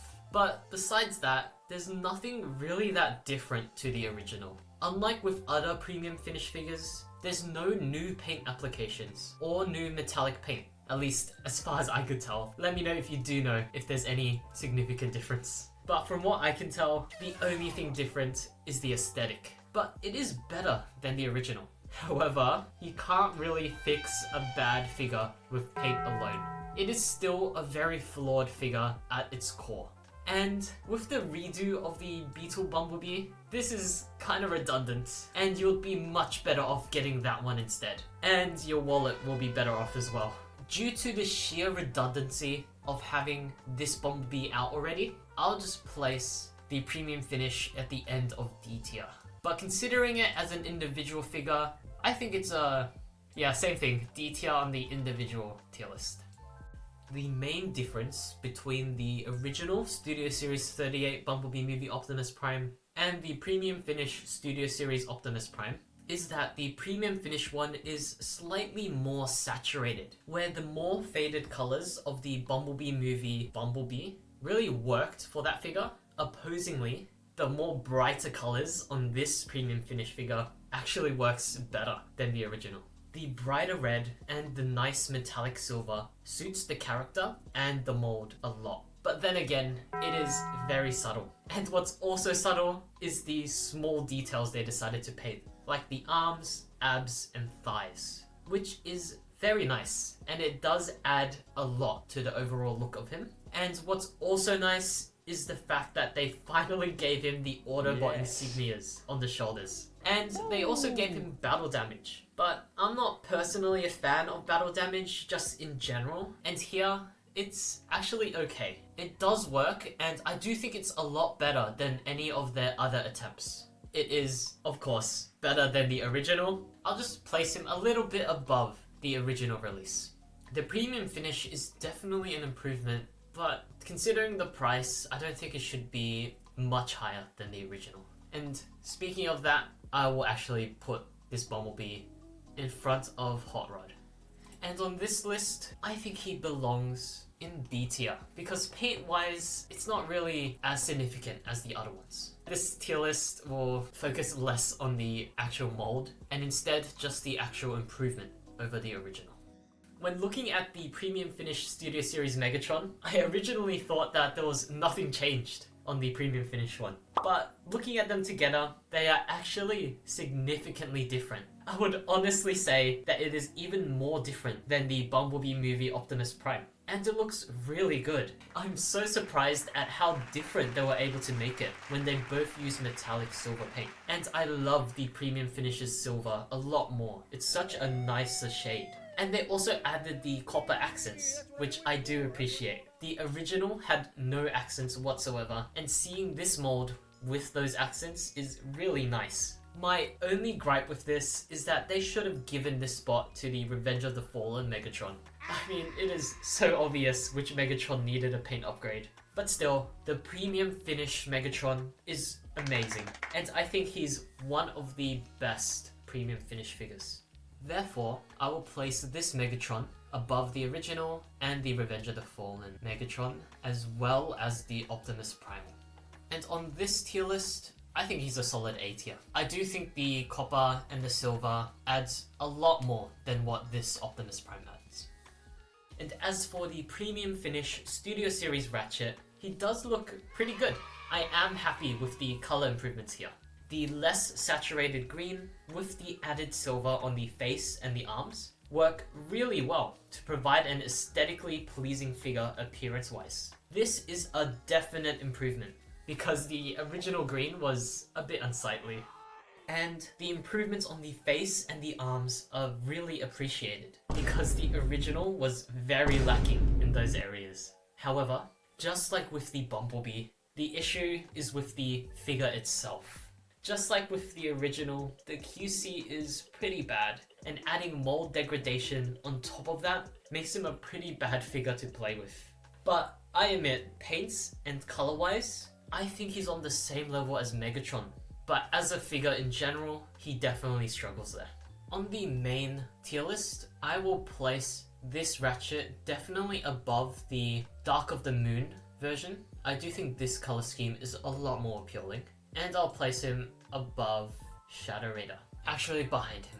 And in terms of just sheer improvements and paint, as I said, he's definitely on the same level as Megatron in terms of paint improvements. And as for the last premium finished figure, we have the Studio Series Optimus Prime. And this might be the best looking one. The paint is so crisp and everything about it is just perfect. There is nothing specific I could talk about. It's just everything as a whole has been improved drastically. The hue of this is so much brighter and so much better than the dull original. And that just makes the vibes of this much better. It is honestly so beautiful. Out of all of the premium finish figures, this is the one with the most changes. In the best way. If they had just started off with figures like this, they would have had a lot more fans. It is so sad that the moment they find their footing, they just quit and cancel the line. I just wish they used the 2007 Optimus mold for this though, because even though I do like this 05 Optimus, I have to admit the 2007 version is a lot more accurate than this one. But still, I would love to have this figure, and he is the best figure out of them all. He surpasses B tier, he belongs somewhere in A tier. I will actually place him above this Megatron. I absolutely love this figure. But what's stopping him from being an S tier is that there are still the flaws in the original figure that carry over to this one, and obviously the price increase. You guys probably already know this. On this list, he's definitely an S. Back in my day, I never bought a Constructicon because I was banking on the fact that they would release them as a box set. And I was right. That saved me a lot of stress trying to find every single part. And don't get me started on the secondary market on them. So yeah, from that, I am a big supporter of multi-packs. They allow for people to get figures that were previously really hard to get, like Ironhide and Jazz. And speaking of those two, let's talk about the Movie 1 15th Anniversary multi-pack. And as for Ironhide, this is definitely an improvement. The grey chest and the silver toes work really well, just to change the overall look of this guy in a really good way. There are other subtle differences too, and I do think that it just makes him better looking overall. So I would just place him above the original and one more spot extra.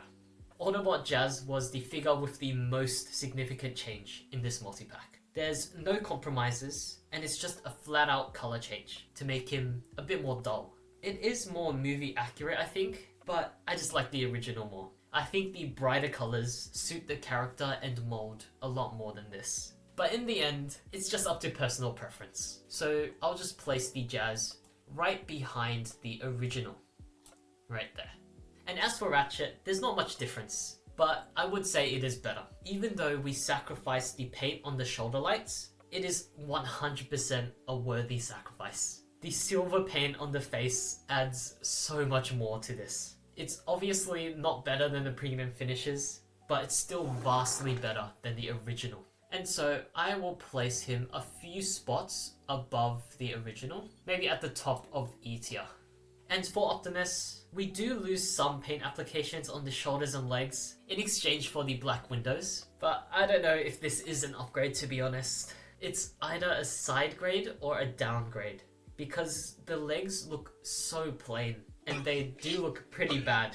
So I will place this Anniversary Optimus below the Seekers, maybe below Wheeljack too. I don't know, the legs are a massive turn off for me, and I do think that is a significant harm to the figure. And finally, this is the first objective, definite downgrade. Even though we get another head sculpt, there is so much paint that's removed. It is so obvious. We lost the paint in the arms, the chest, and we even lost the metallic rims. It's not good. He will place a few spots below the original. I think he's worse than Scavenger. But as a whole, I do like the set. They are all amazing figures. Maybe not Ratchet though. And if I didn't already have most of the characters, I would have picked this up. It is definitely worth it in my opinion. I think it belongs in S tier. It is a really good multi-pack, and I definitely recommend it. And the next multi-pack is the Movie 1 15th Anniversary Decepticon multi-pack. And let's start off with Starscream. And I'm not too sure what the difference is. I think it's just a flat re-release, so no comments here. He'll just be put in the same place. I mean, on the icon image, it does look different, but in person, I'm not sure if it is. And I also don't know what's the difference with the Megatron as well. Apparently, there's just a little more paint on the inside of the thigh, but I would much rather see at least some copper accents. Obviously, I don't expect all of them, just maybe one or two or just a few copper areas. But again, he is mainly just the same figure. So he'll just be right next to the original, but I'll place him a bit higher due to that tiny bit of extra paint. And once again, Blackout has literally no paint differences. That is pretty sad, because I'll just like to see any variation in paint, just in any of these guys. The Autobot pack changed so much about it. It is such a shame that they didn't want to do this with this pack. For the third time in a row, Blackout is just the same thing. But for the final character in this multi-pack, we actually have a figure with a different color scheme. And the color for Barricade is a lot more accurate. I do like the head sculpt a lot more, and the hands are no longer grey, which is very nice. However, I do think that there is just a bit too much plain black. I do prefer the original in that aspect, because the original did have more color breakup. But regardless, I think it is still a better release than the original just overall. But it doesn't mean it's a good figure. So he still belongs in F tier. It's a very poorly made figure with bad QC and bad engineering. But at least he's at the top of F tier this time. This multi-pack is overall good. And I do appreciate us getting another chance at owning these guys. But all in all, it lacks the impact that the Autobot multi-pack had. Maybe it's because it's missing one of my most favorite characters, Brawl. And Bone Crusher as well. I would like to see Bone Crusher there too. This multi-pack will be in C tier. Let's move on to the Revenge of the Fallen multi-packs. Starting off with the Autobot one, which has the 32 Optimus Prime. Again, I can't believe we got another 32 Optimus Prime in this multi-pack.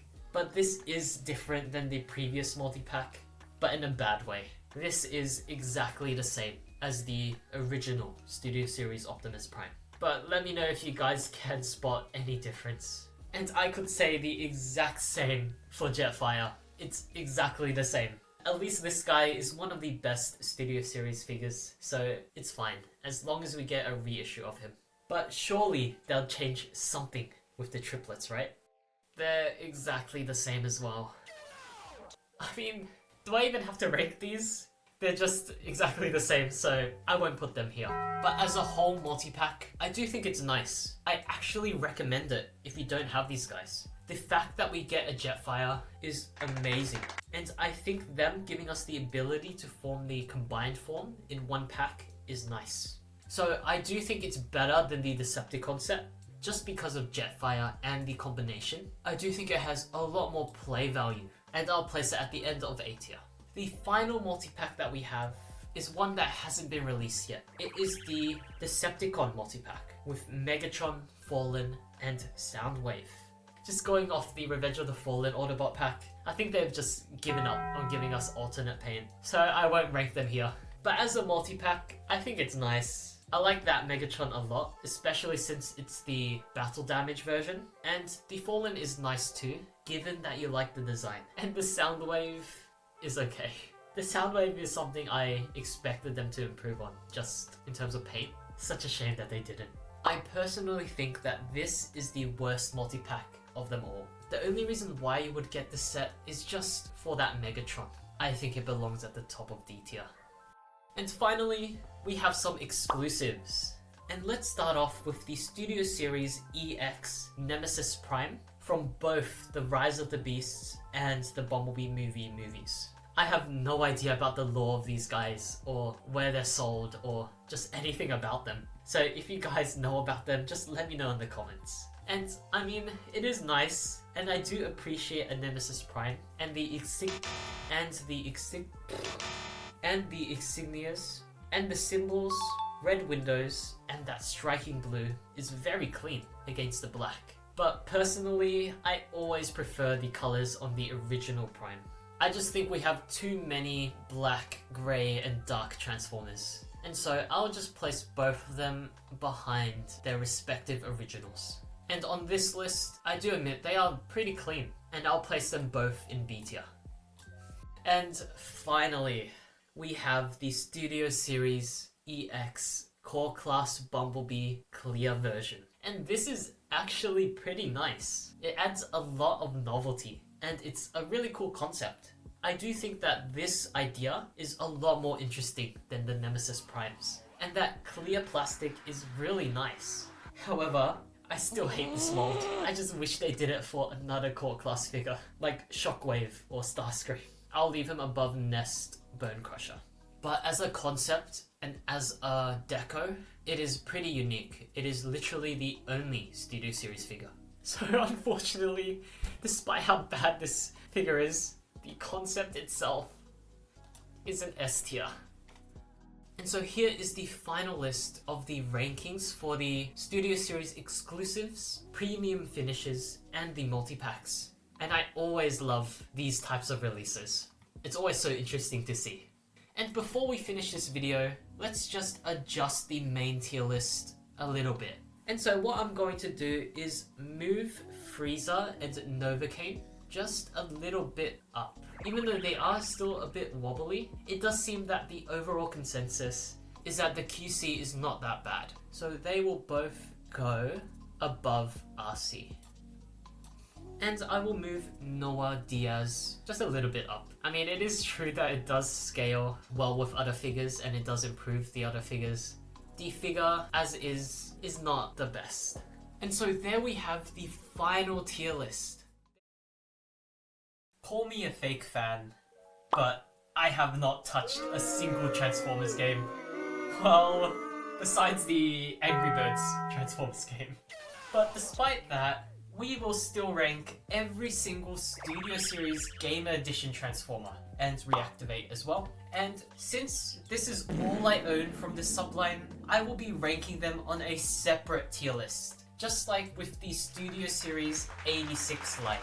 Unfortunately, I don't really know them well enough to put them on the main tier list, and that means I will just be ranking these guys based on how they are as toys. And so, let's start with Bumblebee. And my first impressions of this was... why does he look like that? Was he really that pudgy in-game? I searched it up and no, he was not like that in-game. His actual design is proportioned very, very well, and it actually looks pretty good. But this toy sort of looks like my uncle with that beer belly. But it's not just that. Everything just looks a bit off. Maybe it's the thin legs combined with the big belly and the lack of an actual torso, or just how gappy he is. That all mode is nice though. Just like with the Bumblebee movie Cybertronian Bee, it reminds me of a computer mouse. But it's even more like a computer mouse here. And I actually like it a lot more than the Bumblebee movie Bumblebee. It is very cute and compact, and it seems so satisfying to hold. So, is this a good figure? Not at all. But that vehicle mode carries this guy and prevents him from being a bad figure. I will place him in D tier. The Studio Series Barricade had the potential to be a really cool figure. I really like that design. I think that the design is really nice. But the robot mode we end up with looks sort of strange. I just don't know what's up with those childbearing hips. I don't know, man. I know it's a pretty common trait in Transformers, but I just can't unsee it here. Surely I can't be the only one who sees that. Also, the feet are horrendous. They're just so ugly, and they don't move at all. And speaking of not moving, that's basically what this guy does. His posability is nothing. Car mode is cool though. It's menacing and sleek. I do like it. I think that this did have the potential to be a pretty decent figure. It just has flaws and flaws just piled on top of it, bringing it down by so much. I actually think this belongs in F tier. After 2 below average figures from the Gamer Edition line, we have our first W. The Studio Series Gamer Edition Optimus is amazing. Out of all the Gamer Edition figures, this is the one that I want the most. He's just so bulky in the best way. I know he's actually too bulky in comparison to the model, but if you know me, I like them big and chunky. So in my opinion, the robot mode just looks so cool and he looks so tough. I just love the vibes and the presence he gives off. And he also seems fun to mess around with as well. The only issue I see is just maybe the lack of paint, but that's very minor. But what's not minor is the back of that vehicle mode. But besides that, the vehicle mode is actually okay. I don't think this is as good as the Bumblebee's alt mode or the Barricade's alt mode, but it's still okay. I'm just personally not a fan of that design. But as a whole, this figure is amazing. I know he's flawed, but I just really like him. I think he belongs in S tier. I am so happy that they're re-releasing him. The Gamer Edition War for Cybertron Megatron looks really good. The robot mode looks cool, and I love the weapons he comes with. And I actually think that the robot mode design looks better than the Optimus Primes. I just think that him and Optimus Prime are a bit smaller than what I like, but regardless, I still like the look of him. Surely, there's nothing that could ruin this robot mode for me. I have no idea what Hasbro was thinking, making the knee joint like that. The knee joint is one of the most basic points of articulation, and they fumbled this so badly. It was so easy for them to fix this. This is one of the most controversial Studio Series Gamer Edition figures, and there are many people that dislike this. But for some reason, I just don't see it. Besides the knee joint, I think that everything is pretty decent. And that tank mode is nice as well. I like how geometric it is. Maybe it's because I don't know the design that well, but I just really like this guy. As an outsider looking in, I'm a big fan of the designs in both modes, and I just think that he would be pretty cool to have. But then again, let me know in the comments if you guys have any opinions about this guy. For now, I will place him either in C or B tier. Just because the knee joint is easy to fix, and I do like the look of it, he'll go in B tier for now. But yeah, if the knee was fixed, he would have been much higher. Obviously, being a cliff jumper, this guy is exactly the same as the Bumblebee, just in a red color with a new head. And I do like this one more. I feel like it suits the mold better. So he will place just above him at the top of D tier. I did not expect to enjoy the Studio Series Gamer Edition Starscream. He's fun, strangely, unexpectedly posable, and I really like the weapons. Everything about him is just fun, and it's really good. But I am just not a fan of him visually. The chest is a bit too horizontal, and the arms are paper thin. And don't get me started on the jet mode. Yeah, I don't even need to say anything. You guys can see what's wrong here. But still, if you are able to get past the visuals, or if you're a fan of this design, then you will definitely have a lot of fun with him. I will place the Starscream in C tier. Actually, I'll place him at the end of B tier. The Studio Series Gamer Edition Sideswipe is surprisingly nice. Despite being chunky and a tad horizontal, he does pull it off, and the robot mode looks pretty good, but it's not amazing. It's decent. What's not decent is the lack of an ankle tilt. I don't know what's wrong with Gamer Edition and the lack of basic articulation. It really kills their figures. And wow, I did not expect the feet to look like that. That car mode is nice though. It is very sleek, It reminds me of the Bumblebee movie Wheeljack, which I like a lot. So overall, everything about him is just average. So I think he belongs in C tier. The Studio Series Gamer Edition Barricade was not a good figure.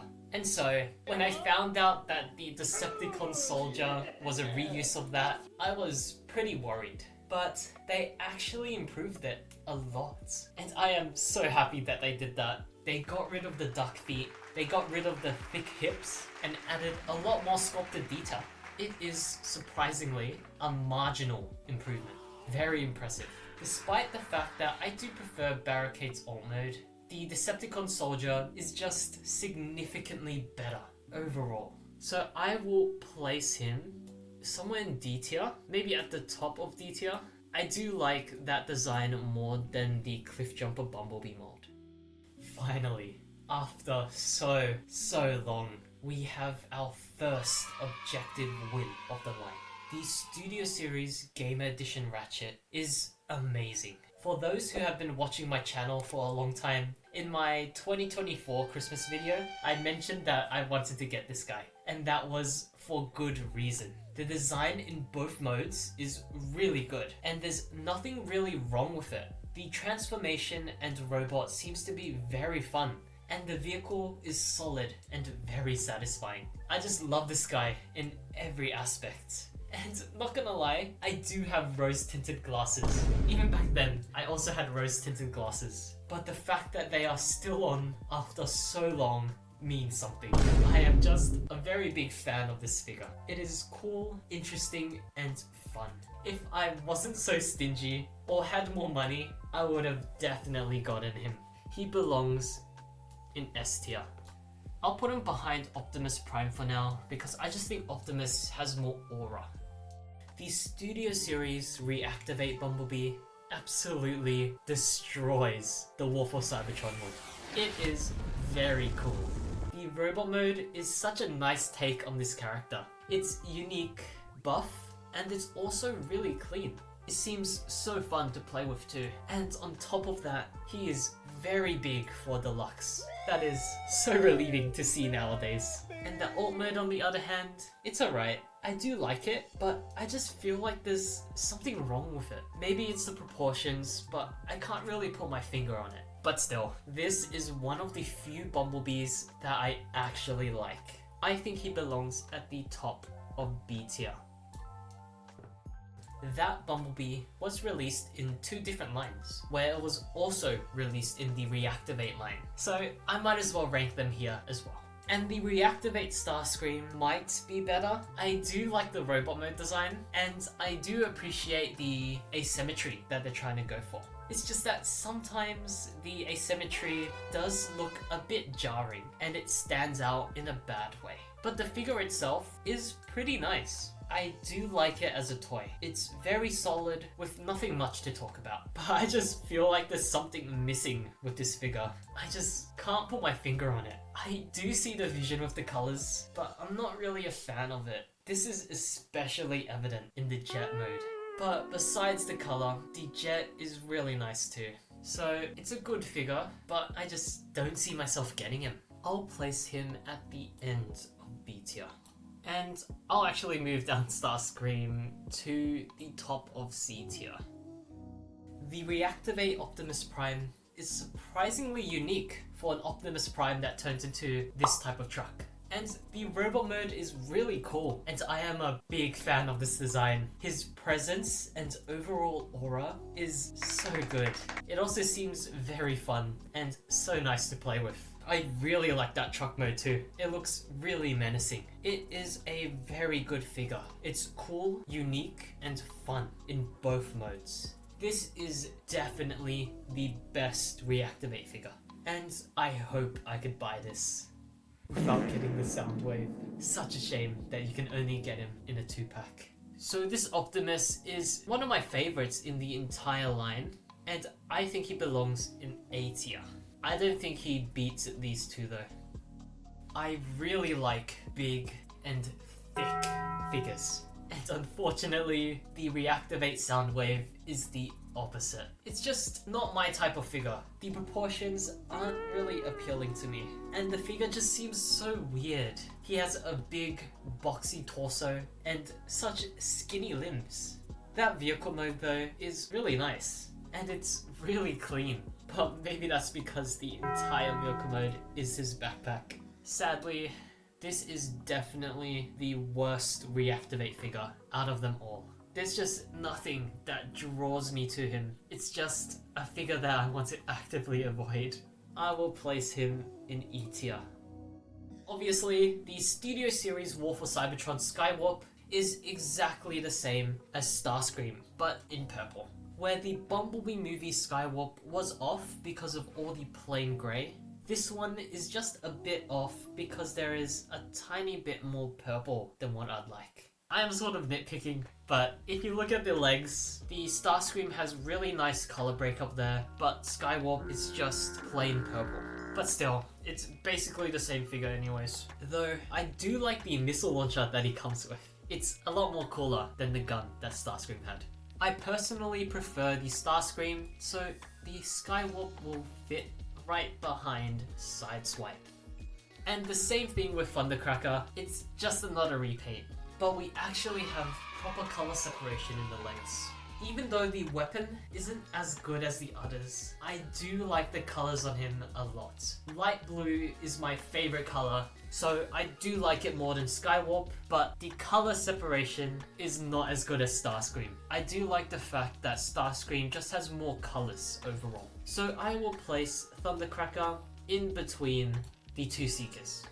Here we have the first toy from the Transformers Devastation game, and I do feel sort of bad for him. He came out at around the same time as the Studio Series 86 Optimus, and a lot of people were comparing him to that, which is not fair at all, because for the price, I think it's not that bad. Sure, there are quite a few flaws with him, like how he is really hollow, and he might actually be one of the most hollow Studio Series figures. The truck mode is compromised heavily, but he does have that charm. He seems like a very fun toy to just mess around with and play with, which is the most important thing in a Transformer. He seems like a very fun best toy. If I didn't have the KO of the 86 Prime, I would have definitely picked this guy up. So even though he is not the best objectively, just the sheer fun factor will place him in high C tier.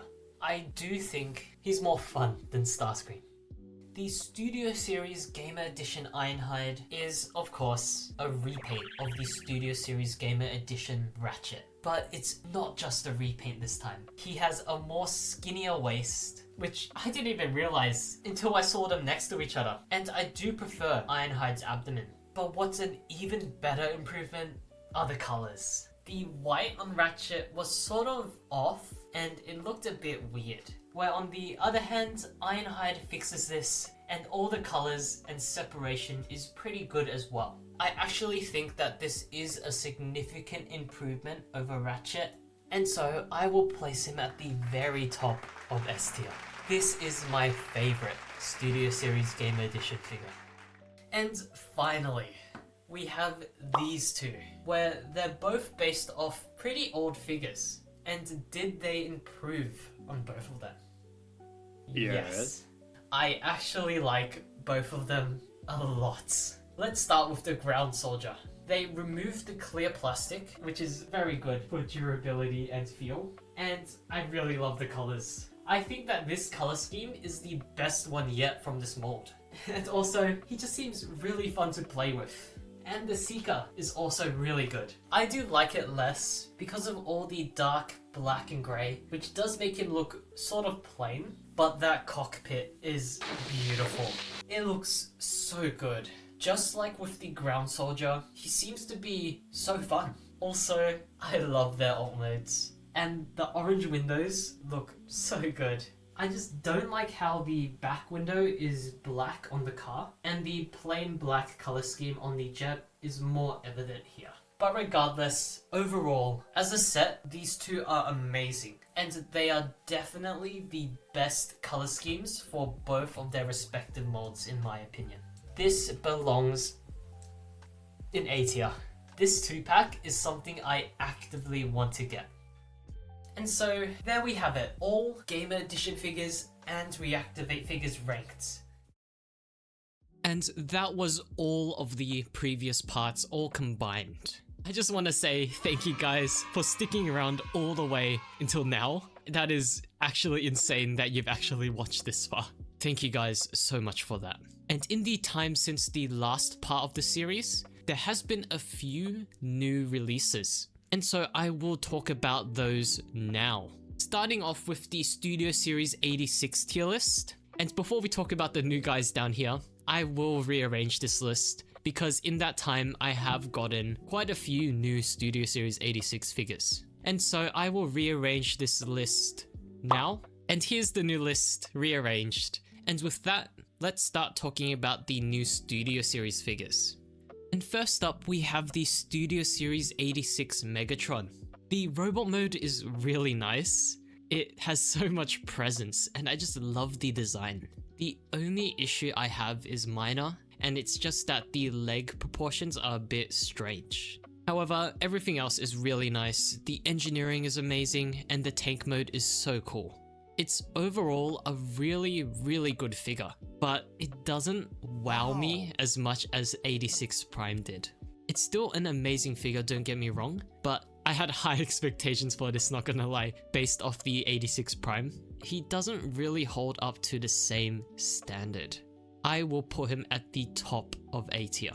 He's pretty close to being an S tier, it's just a very minor things in my opinion. But the Studio Series 86 Soundwave is even better. Every mode is so clean and very nice. And I am a big fan of the cassettes, even though I know that some people do have an issue with it. I think they're pretty neat. I just wish that they didn't give us a repeat and instead gave us a Rumble or Frenzy. But as a whole, I can't really find any issues with it, to be honest. Besides the price, of course. I might be biased to Soundwave because he is my favorite G1 Transformers design, but I do think that this is the perfect mainline figure of Soundwave that we have ever gotten. I will place him behind 86 Prime. I do think he's one of the best Studio Series 86 figures. But who knows, maybe that opinion will change once I actually get the figure. And I do think that my bias is sort of clouding my judgment, so I do admit that. And speaking about a perfect figure, we might have the perfect Seeker mold with the Studio Series 86 Thundercracker. He just looks so clean in both modes. I have always wanted an Earthrise Seeker mold, just to have a G1 Seeker in my collection in general. And at the time, the greebling and detailing wasn't really an issue for me, and I did think that it was okay. I was wrong. Looking at how clean this Thundercracker is next to the Earthrise version just blows my mind. The Studio Series 86 aesthetic is amazing with this Thundercracker. I really want this mold, but the only thing holding him back in my opinion is the color. Since I only ever buy one copy of the mold, I'm holding off on getting the Thundercracker because I am excitedly waiting for Starscream to come out. The theoretical Starscream would obviously be an S tier, but since this is Thundercracker, I'll put him at the top of A. I do think the blue is a bit much for me, but I do think that the mold itself is better than Megatron. That might be a bit controversial, but I just prefer the aesthetics of this Seeker mold more. Up next, we have the Studio Series 86 Scavenger, and he looks alright. He seems to be just fine overall, and scrap metal actually looks quite similar to this, which is quite surprising because the other Bavis Constructicons are sort of out there. I'm not really a fan of the hollowness in the arms, but it's not the worst Constructicon. However, it is not the best. So I do think he belongs somewhere in the middle. For now, I will place him at the end of B tier. Actually, I'll place him at the top of C tier. I do think he's just average. Yeah, he's just an average figure. He's okay. On the other hand, the Studio Series 86 Mixmaster might be the best Constructicon. I am a big fan of that vehicle mode, and everything else seems to be really good as well. It actually seems like it can stand alone, individually, without even considering Devastator. I will place Mixmaster above Longhaul definitely, and maybe above the Ironhide and Ratchets. I do think he is better than these core classes. And now, since we have talked about all the Constructicons, let's talk about Devastator. Even though quite a few of these Constructicons were compromised and flawed, I do admit, as a team, they look amazing together in robot and vehicle mode, and especially all combined into Devastator. He just feels so nice and solid and thick. I do think this is a marginal improvement over the Combiner Wars one, which might be controversial because this one is much smaller, but I do think that the solidity and how fun he is a worthy trade-off over size. I just wish he had a bit more range in the joints, and I don't really like that backpack. The knees are sort of offset as well, which I didn't like at the start, but it is understandable. It's so he can stand up straight without his legs hitting each other. But overall, this is quite monumental in my opinion, and I have to give him an S. I'll put him behind Grimlock because this Devastator does have some flaws, but I think Grimlock is basically perfect. And now, let's talk about Studio Series 86 Windcharger. And he does look pretty clean, with no backpack whatsoever, which is very impressive. I also love how they gave us a lever at the back of the head so you can look up and down. It is very nice of them to do that, and I think that's the first time they've ever done something like that before, which is very nice. But he does have some standing issues due to how his legs are engineered, and while we're at the legs, they are pretty hollow. That is not ideal, and I do wish they would have covered that up a bit. It is quite obvious. Regardless, it's still a very nice figure, and it does seem very fun as well. I just don't like the way he looks personally. I think he belongs somewhere in B tier, and I do think he's better than Galvatron, but not as good as Swoop. There's this random Perceptor here as well. I don't think I've heard of this release, but I'm gonna assume it's the same as the original Perceptor, just with a different color scheme. I think they're basically the same, so up in S tier. And there is my Studio Series 86 tier list. Over the course of my entire collecting journey, I never thought I'd really get into like G1 aesthetics, because I was a big Bayverse fan. However, over the years, I've actually gotten really into G1 figures, and I now actively collect and actively want them. I'm very grateful for this community and the fact that I'm able to discover new continuities and that I'm actually enjoying new things that I thought I never would in the first place. And now it's time to finish the main Studio Series tier list. Damn, it's been so long since I've opened this. I am so thankful that it's saved and I didn't have to redo all of this. Same thing with the Studio Series 86 tier list. Since it's been so long, I will rearrange some stuff. So I will rearrange it now. Okay, I only changed one thing. Anyways, let's just start. And up first, we have the best Studio Series Transformers 1 figure. The Transformers 1 Arachnid. This figure is just so unique. The robot, alt mode, and engineering are things that I have never seen before. And the engineering is amazing on top of that. It is a very solid figure, and a very fun one too. And I am so happy for this because it's our first good Transformers 1 Studio Series figure.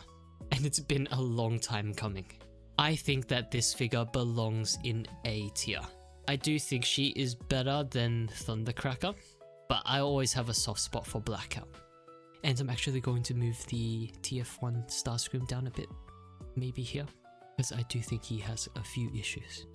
And following the best Transformers 1 figure, we have the second best Transformers 1 figure in my opinion. The Transformers 1 Alpha Trion, appearance-wise, is the best looking Transformers 1 figure out of them all. The colors, paint and moss that they put on him are just so beautiful. Like, appearance-wise, I have no issues whatsoever. However, there are other things that drag him down. He has no ankle pivot, which I do think is a necessity at this point. And he just keeps falling over, which is so sad. Alt mode is okay as well. The main thing carrying this figure is just appearance and colors and paint. But it is doing a good job at carrying, because I still think he belongs somewhere in high B tier, maybe even A tier, but I did say he was the second best Transformers 1 figure, so above Sentinel. Maybe this is just recency bias, and maybe he will be lower in the future.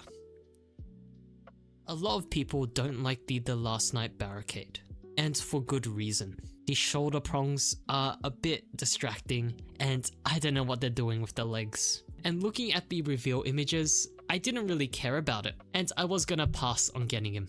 But seeing it in action and in person, I have changed my mind. In real life, these issues don't really matter to me, and I do think he looks amazing overall. The robot mode looks really good, and I especially love his chest. The car though is okay, and it does feel a bit off, but overall, I still want him. The Last Night Barricade is somewhere in B tier. Personally, I prefer him over Widow, but objectively, Widow is a lot more cleaner, and the engineering on Widow is better.